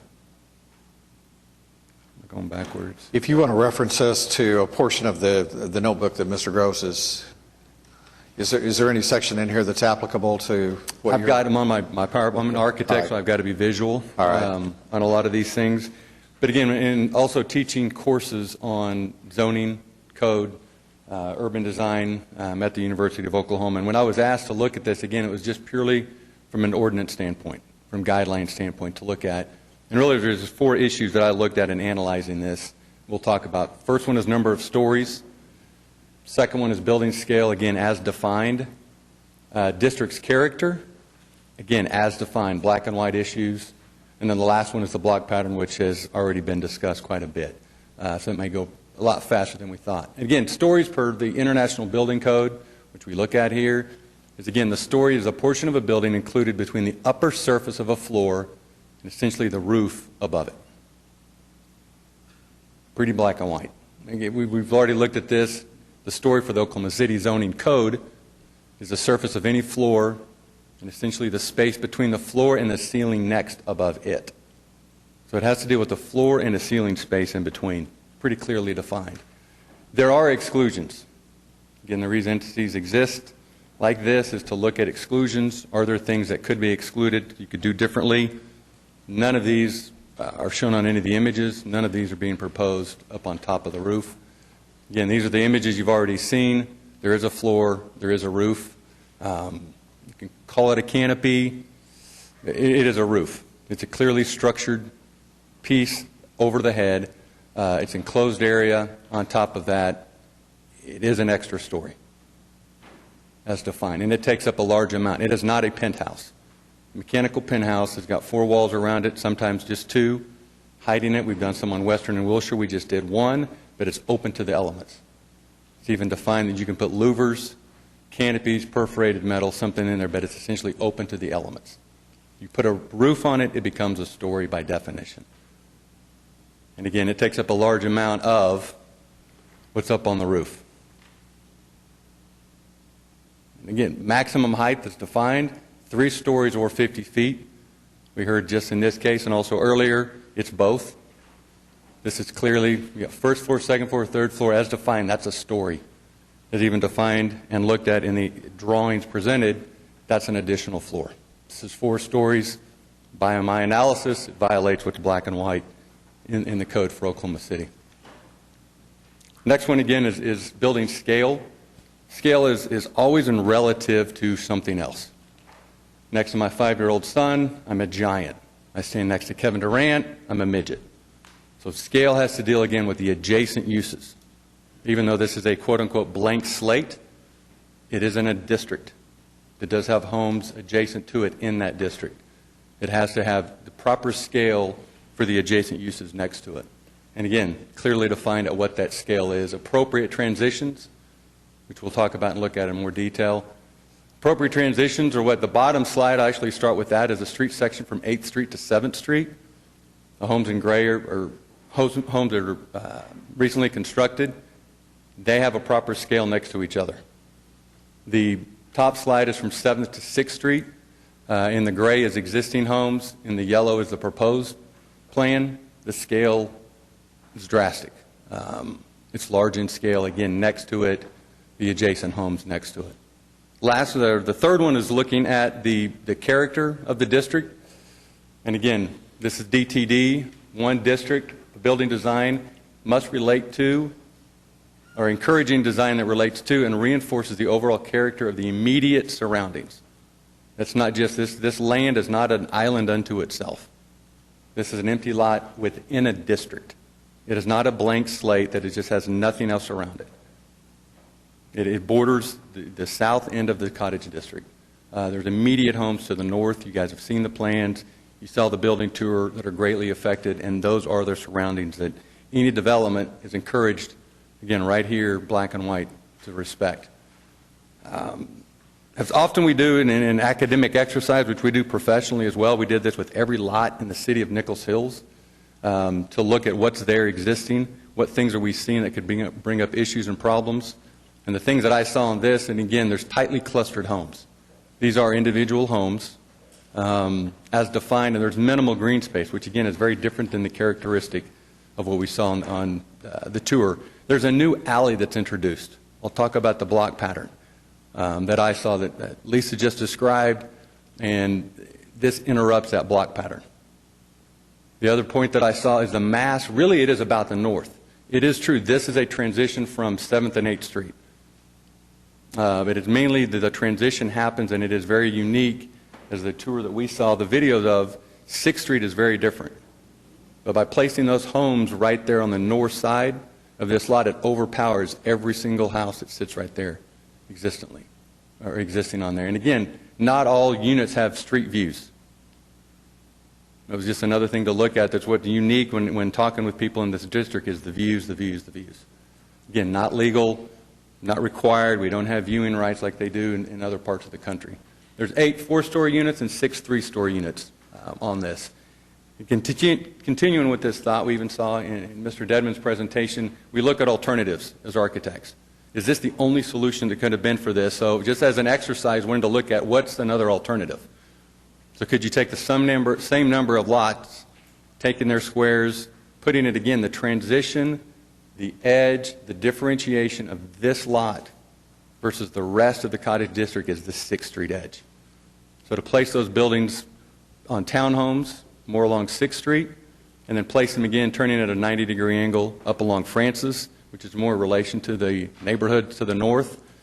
To look at, again, it was more appropriate townhomes. What that did is it gave you more green space, larger green space in an area like this. It maintained the city block. as per code, as outlined in black and white. The mass was on the street, not again on the neighbors to the north. That's the biggest issue that I saw with this, is it puts so much mass on the neighbors to the north. That whole row of northern units are right up against existing homes. The size of it, if it's pushed down to the street, now you get a bit of a buffer. All units face the street, and again, there's a buffer between the units to the north and those in the south. You could actually get 10 3-story units. If you could make them 2-story units, you could get 4. You get a similar number of units, but you have more of a pattern that fits with this unique district. These slides just show the red line is the height of the neighbors to the north, and it essentially just shows the left side, the mass really does overpower. You've got an alley across, and that's it, and then a series of 3- and 4-story buildings all the way down the block, right there in front. And then again, the north units essentially have a view from the back end. And this block pattern was a big one. This is the last point. I'll end on this point to look at. The block pattern was broken. And on this individual, if this was an island in and of itself, we would say we're just concerned about this lot and the parking lot to the east. There's much more context than that. As you can see, this is the Cottage District. The red line is the new street alley that's being introduced. It is the only block within the Cottage District that does this. And if that was set as a precedent, these are just the empty lots that are currently stand within the Cottage District right now.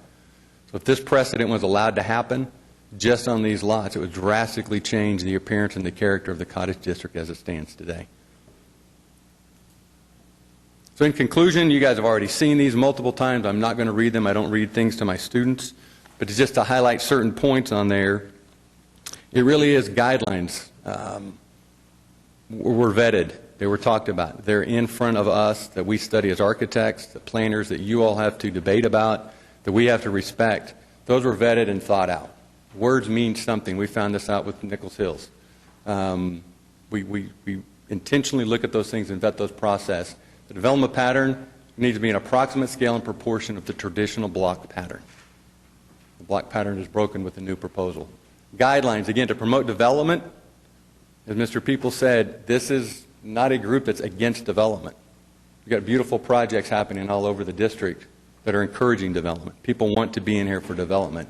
But it needs to be, again, compatible with the existing and unique, which is exactly what Cottage District is. This is a very unique district. And again, they just need to be designed within the context. I've said it before, but I'll say it again just to reinforce this. This lot is a part of a unique district that was looked at, outlined, had a set of issues, set of guidelines that applied over to the top of it. It's extremely unique and needs to be respected.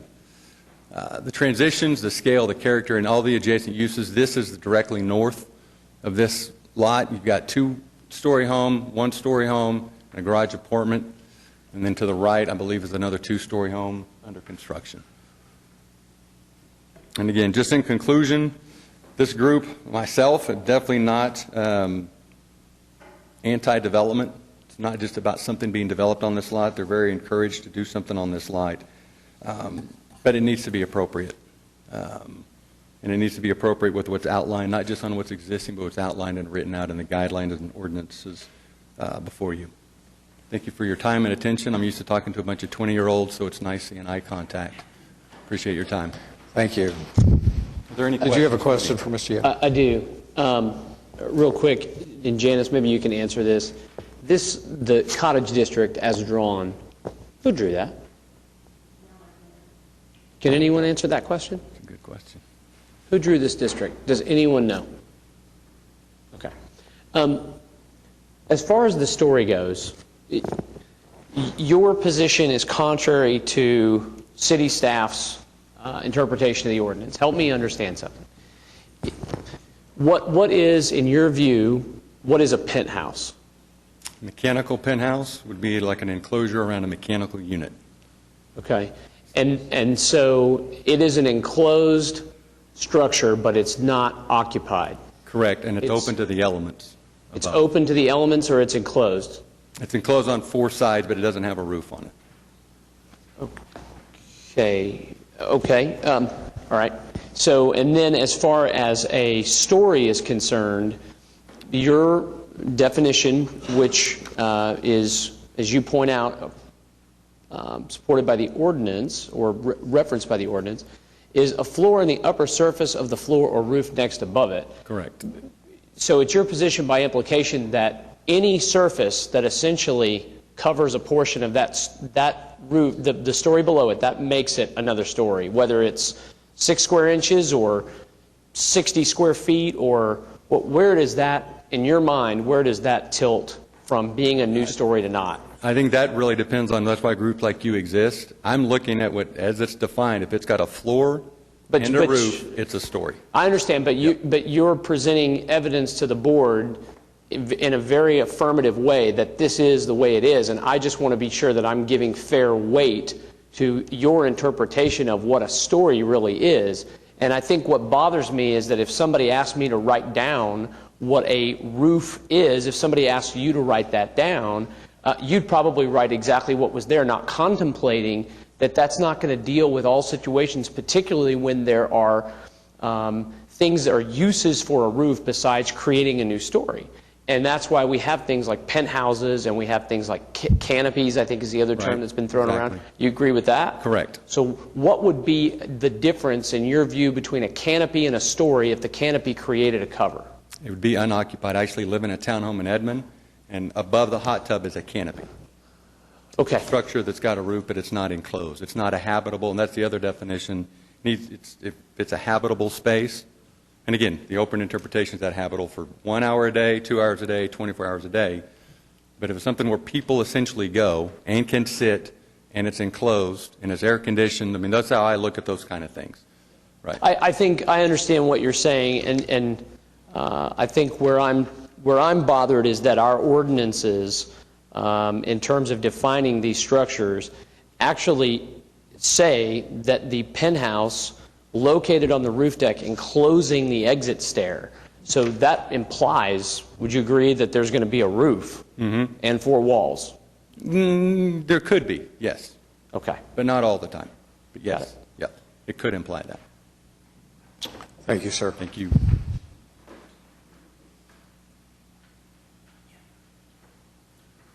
Last but not least, William P. Bleakley, currently my neighbor in Edgemere, but who will be relocating to the Cottage District. I think you all know who he is. Bill? Welcome, sir. If you'll just give us your name and address for the record. Thank you. Good afternoon, ladies and gentlemen. I'm Bill Bleakley, and I reside at 3200 Harvey Parkway in Oklahoma City. In a few months, my wife and I will move into our new home we're building on 607 Northwest 7th in the Cottage District. I think one of the construction pictures was our home. We've planned our new home in the Cottage District for almost 5 years. During that planning, we've reviewed all the pertinent ordinances, regulations, and studies from 2000 to the present which apply, or sometimes you have to figure out if they apply to the Cottage District. We were intrigued and thrilled by the creativity shown by the new single-family residences being constructed in the Cottage District and began our search for an appropriate site. During our planning process, we communicated with our future neighbors, both those who had built their homes and those who planned to build their homes in the Cottage District. We held meetings about our expectations for the district and surveyed the interest of the property owners. Throughout this process, I feel confident in saying that most of us buying land and building homes in the Cottage District understood it to be a special zoning district in which unique residences were encouraged and would be in harmony with other landowners' projects. If it's not a unique zoning district, then why is there a Cottage District in the first place?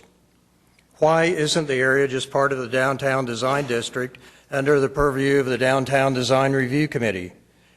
Why was it put under the purview of the Urban Design Commission?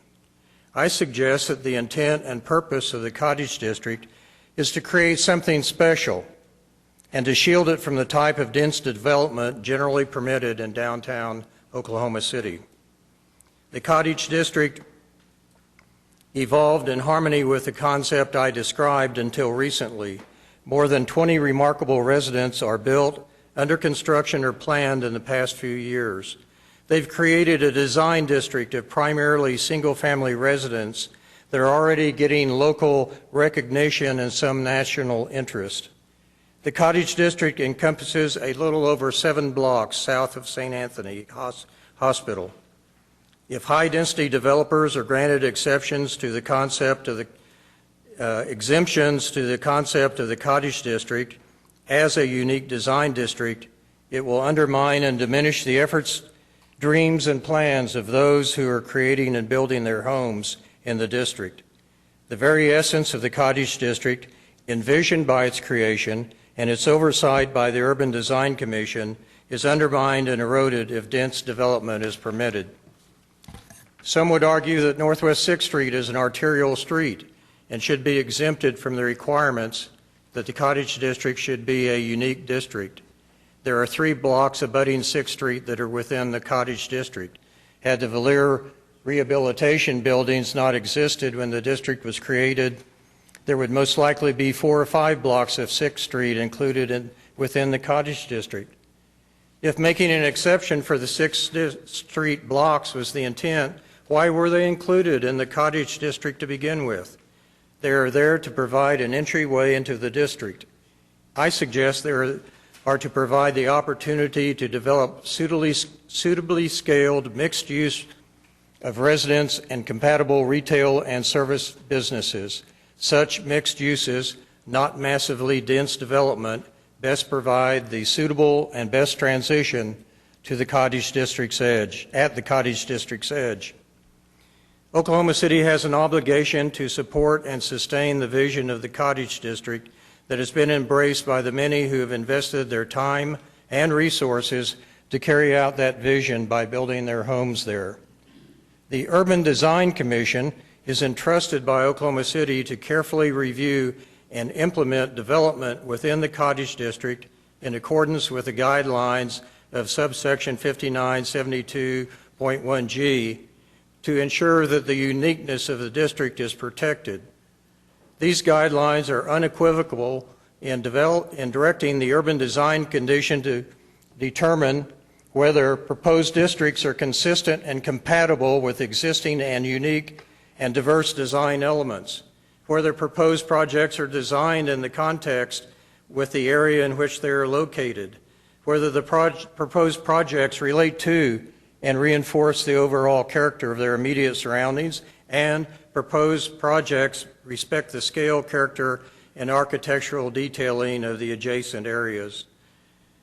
This is not a cut and dried things where the Urban Design Commission has a checklist of whether certain things are met or not. There has to be a determination of whether, as a unique design district, all of these considerations are met. I've lived in historic preservation districts in this city for 43 years, and I've dealt with the Historic Preservation Commission. In fact, I served on it back in the 70s. This is not a cut and dried deal where you go and you say, do I meet these particular standards and such? There is a process by deciding whether the spirit and uniqueness of the district will be maintained. Your proceeding today is de novo, and I urge you to consider the arguments of the parties and reach a decision that complies with these guidelines I just stated, based upon your own judgment. The Cottage District offers Oklahoma City the promise of a truly remarkable early urban design district to which many people have already committed themselves and their resources.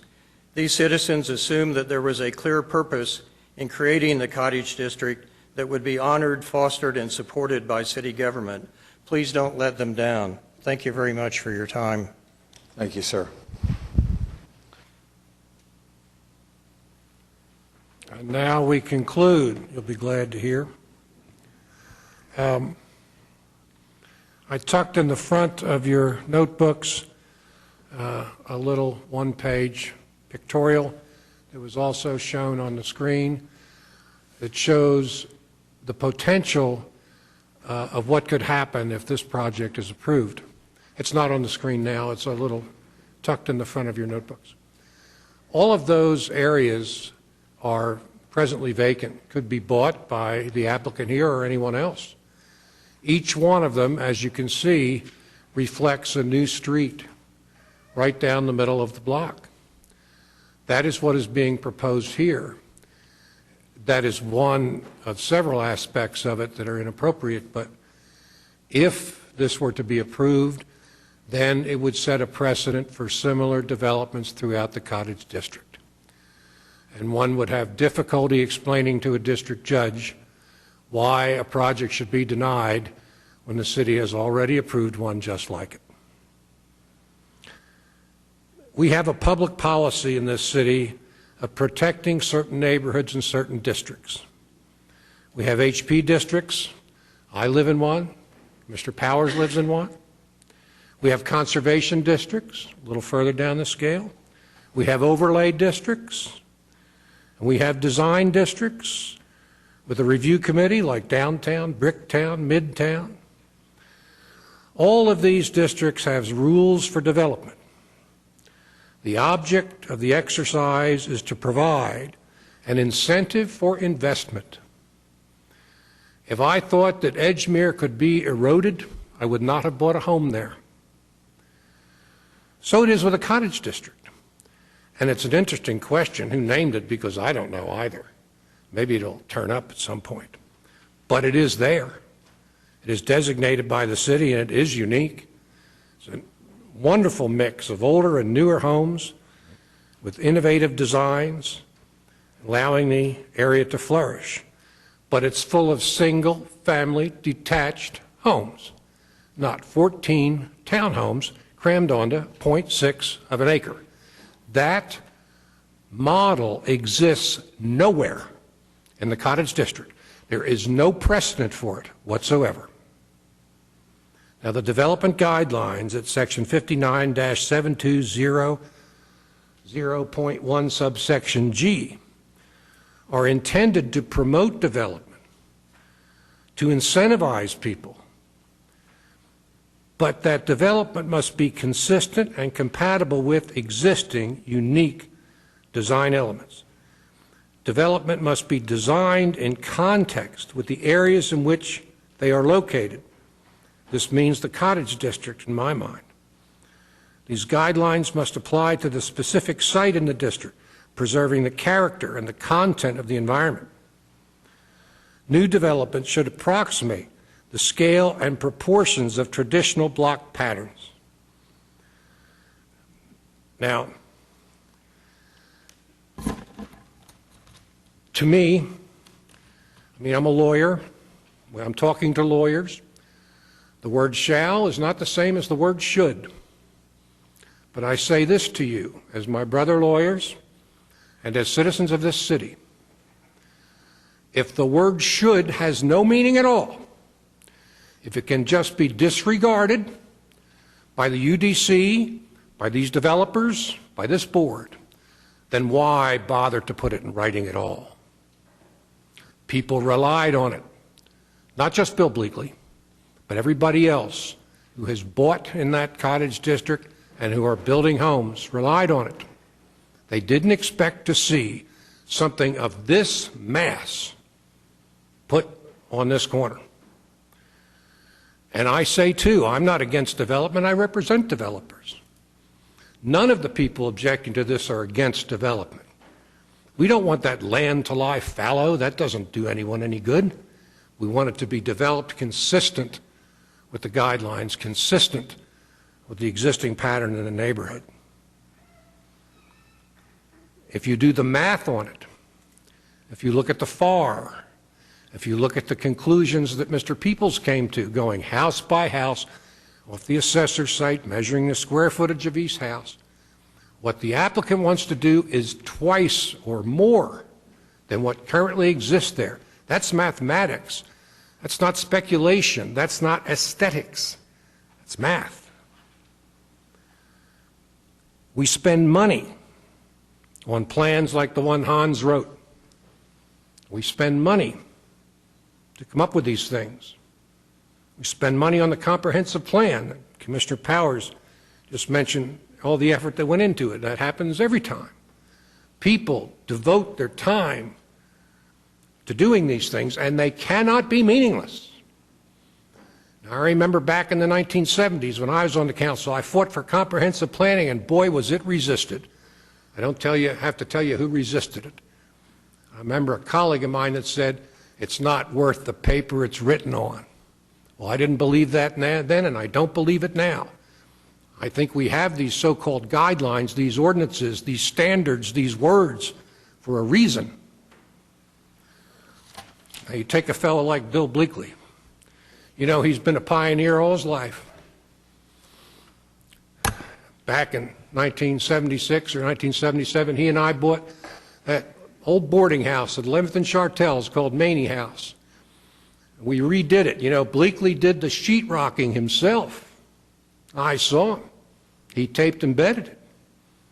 We put our law offices upstairs and on the first floor, and a very chic French restaurant in the basement. It was called Le Caveau.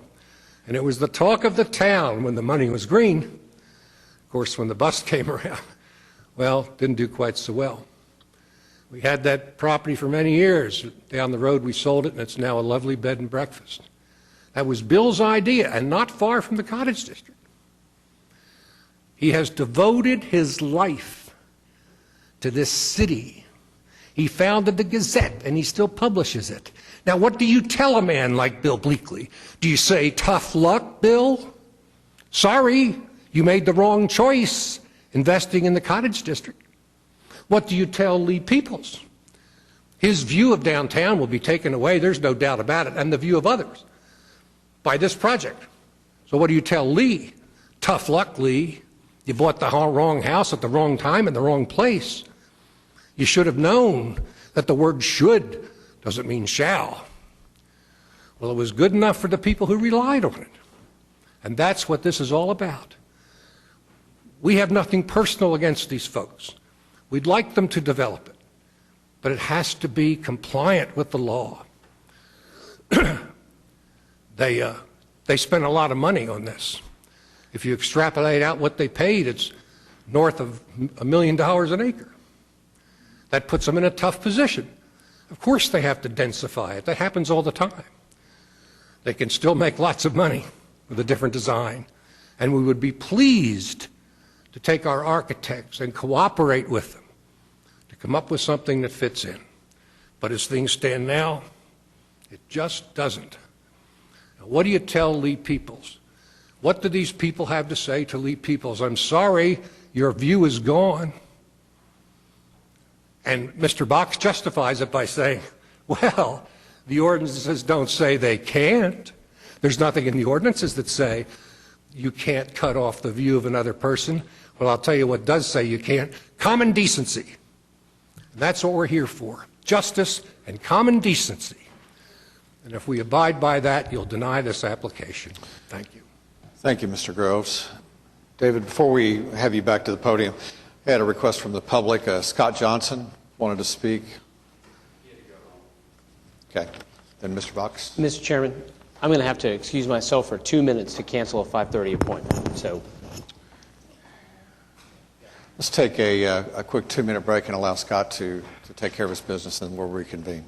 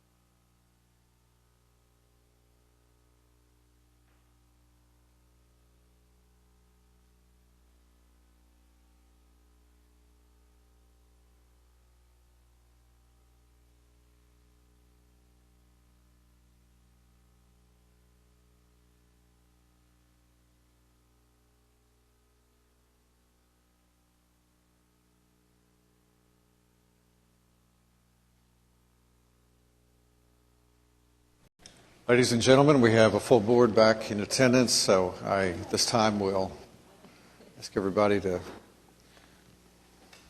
find their places and we'll reconvene the meeting. Mr. Box. So sorry, too, but I thought a 5:30 meeting would be safe. I was wrong.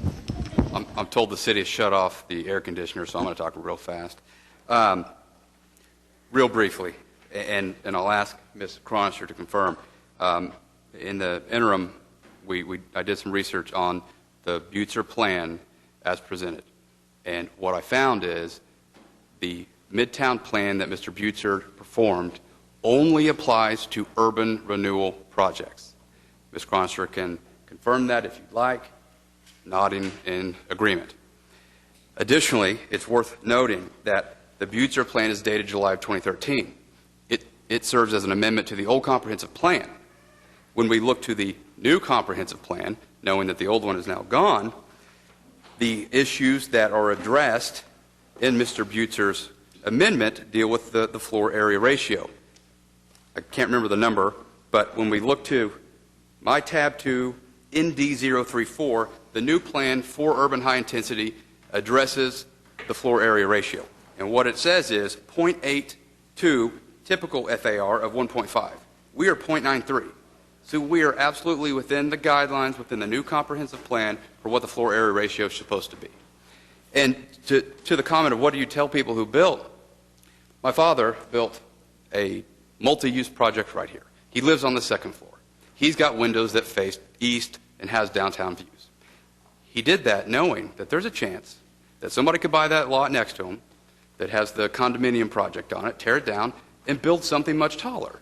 In fact, downtown would require it to be much taller.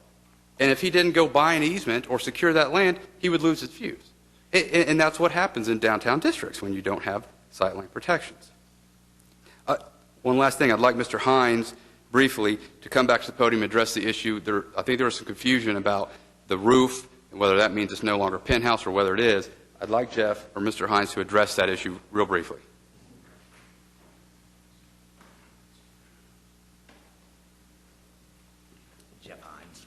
Yes, typically penthouses are fully enclosed. I've never heard of one that wasn't. If it wasn't fully enclosed, we'd probably call it a bulkhead or a screen or something like that. But all penthouses that I've ever reviewed are all totally enclosed with roof structures. The last thing I'll say is this is not a case about density and cramming lots. There's been mention that the character is detached single-family homes, and that's exactly what we have proposed, 14 detached single-family homes, all within the density guidelines as permitted within this district. In fact, as I mentioned, the use of multifamily is permitted here. So you could have something, as the comp plan calls for, 60 to 100 dwelling units per acre. So I would submit to you that the project, as submitted, complies with each and every regulation, each and every guideline required of a developer to develop within this district. We would ask that you approve this project and affirm the decision of the Urban Design Commission. Thank you. Thank you, Mr. Box. Is there anybody else present that wishes to comment on this case or speak before this board? Hearing none, I would invite board members. We can invite anybody that's done a presentation back if you have questions.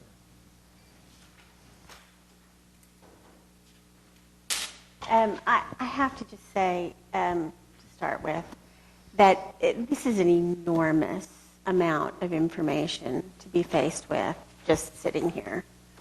And I said so to both council before we started. They agreed that they would go through it very quickly and, sort of walk us through it. And I appreciate that that was their intent, and I'm not sure how quickly it went, but I think it's really problematic to have this amount of information presented to us in this way and at this time. It certainly does not afford me, and I don't think the other board members, the opportunity to go through it in the detail that we might like, to be able to decide for ourselves whether we agree with the characterization of the material that's being presented to us by the witnesses on both sides. I think it would be better if we had it in advance so that we could, if we so chose, go through it in greater detail and have perhaps more detailed questions.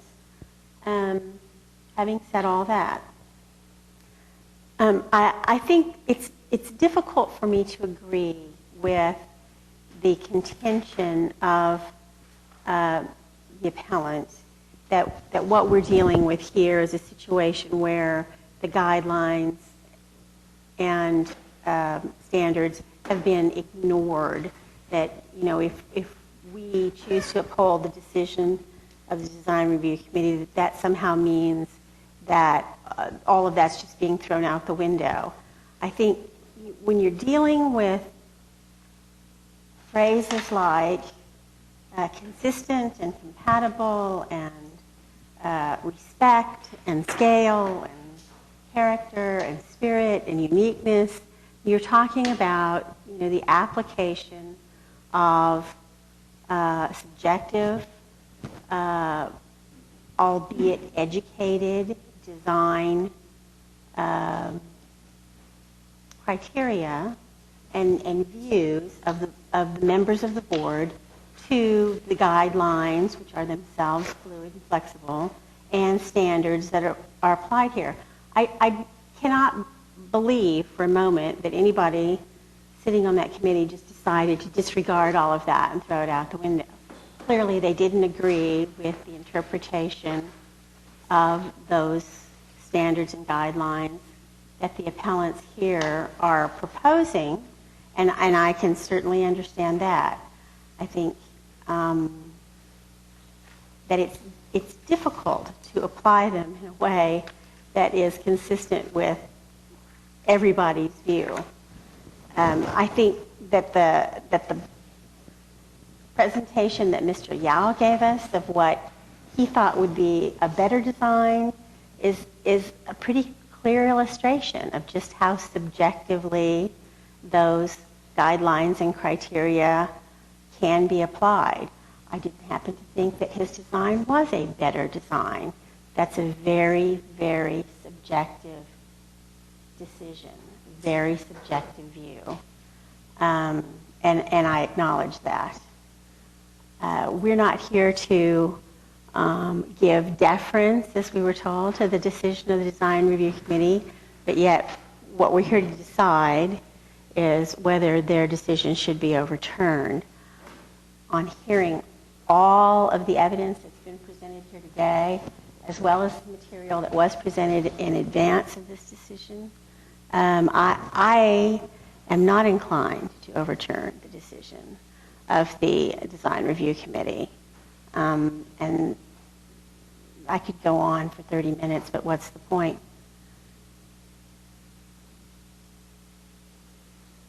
Well, you know,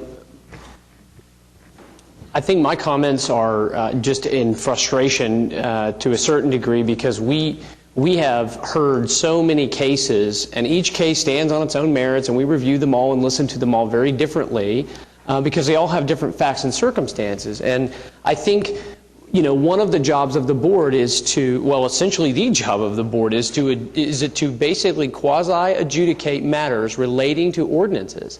And when there are issues about subjectivity or uncertainties or vagueness or other things that may be there for argument, that's a separation between what we do, what the Planning Commission does, and what the City Council does, which is draft that legislation for those ordinances so that there is governance for us to adhere to when we come into this body and listen to that evidence and that information and make a decision. And when you do all that, everything that I come back to, and this, I don't know how many cases we've heard on the Cottage District in the last, 10, 11 months since I've been on this board, but it's a number of them. And every time I come back to this, at the outset of the DTD1, the ordinance, what dictates the DTD1, of which the Cottage District is a component of that DTD1, it says this: the DTD1 is intended to promote a high-quality mix of commercial, office, and residential uses. Development regulations are intended to promote development. And we've heard people come in, and I watched the hearing from the 24th, and I thought that the Urban Design Commission did a great job of adjudicating this on the ordinances and sticking to those merits and not getting caught up between the wheat and the chaff. And a lot of what you hear today is frankly irrelevant because you have to get through it and get to what the ordinances say. And they don't provide a clear picture for us to say that this development is in violation of those ordinances, that it strays from the standards that were put in place to guide development within these districts. And we've seen all kinds of things, and people's subjectivity on issues varies tremendously. I'm not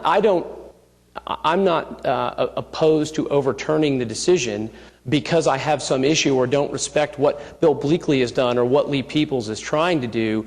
In fact, it's the contrary. That's what makes it difficult, is because these people have made decisions and made investments, and now those things are being subjected to a changing tide. But the whole purpose of the DTD is to support that changing tide and to allow development and to promote it and to promote a mixed use of residential uses. I drove 7th and 6th Street today at 12:50 p.m. right before this started. And there's homes there that I guarantee you are costing more than $1 million to construct. And right there on 7th, tucked in between them, is one of the old houses that's been there for years and years and years, that less than accept the land value that's there probably wouldn't have traded 10 years ago for $100,000. And now we have a development that's going to increase density, but it's doing that within the confines of what the DTD1's specific purpose outlined that it do. And that's what we have to hold on to, because that's the crux of the ordinance that's before us. That's the law. That's what we're guided by. So while I respect everyone's position on it, I cannot support the application either, or the appeal to overturn on those grounds. Diane or Kevin, do you have any comments? And I've got a closing statement I'd like to make, but go ahead. I cannot support the appeal as well. I've been traveling downtown since the 70s, and I can remember 6th Street. I mean, you know, weeds and other things, and bail bonds and different things. You have multiple uses. You have all kinds of life, and Oklahoma City has come to life. We have come to life. And part of the new development, which I saw in Canada 20 years ago, was the multi-use districts, where you have commercial, you have residential, you have multifamily, you have single family, you have all of this. I believe that the decision should be affirmed and the appeal denied. I think it was clear from the design of the standards that certain heights could be accomplished, and they needed to be, and some exceptions or some variances have been granted to letting people have single story, but the whole purpose of this district is to have that height, have that closeness to the street, and have the flow. I believe this is a beautiful design. I thought it was wonderful. I know they want to keep intact the concept that we want a single family, but yet we want to be in a group. And so the way that you designed that, I think, accomplished that purpose. And I never could find the 1922 Sanborn map, but they say it exists somewhere where there were multiple units on that structure, and at some point in time it was destroyed or removed. Nobody seems to know.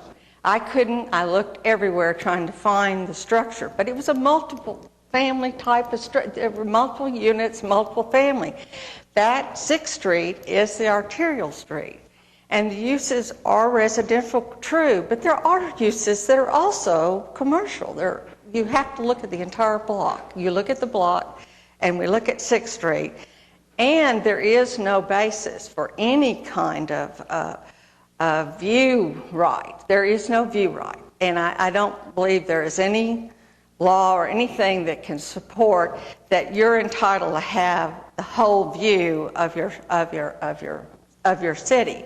They have shown to us in the demonstration that you can actually see parts of the skyline, but with urban development, you're not going to be able to just look outside and see everything. So that's my position. Thank you, Diane.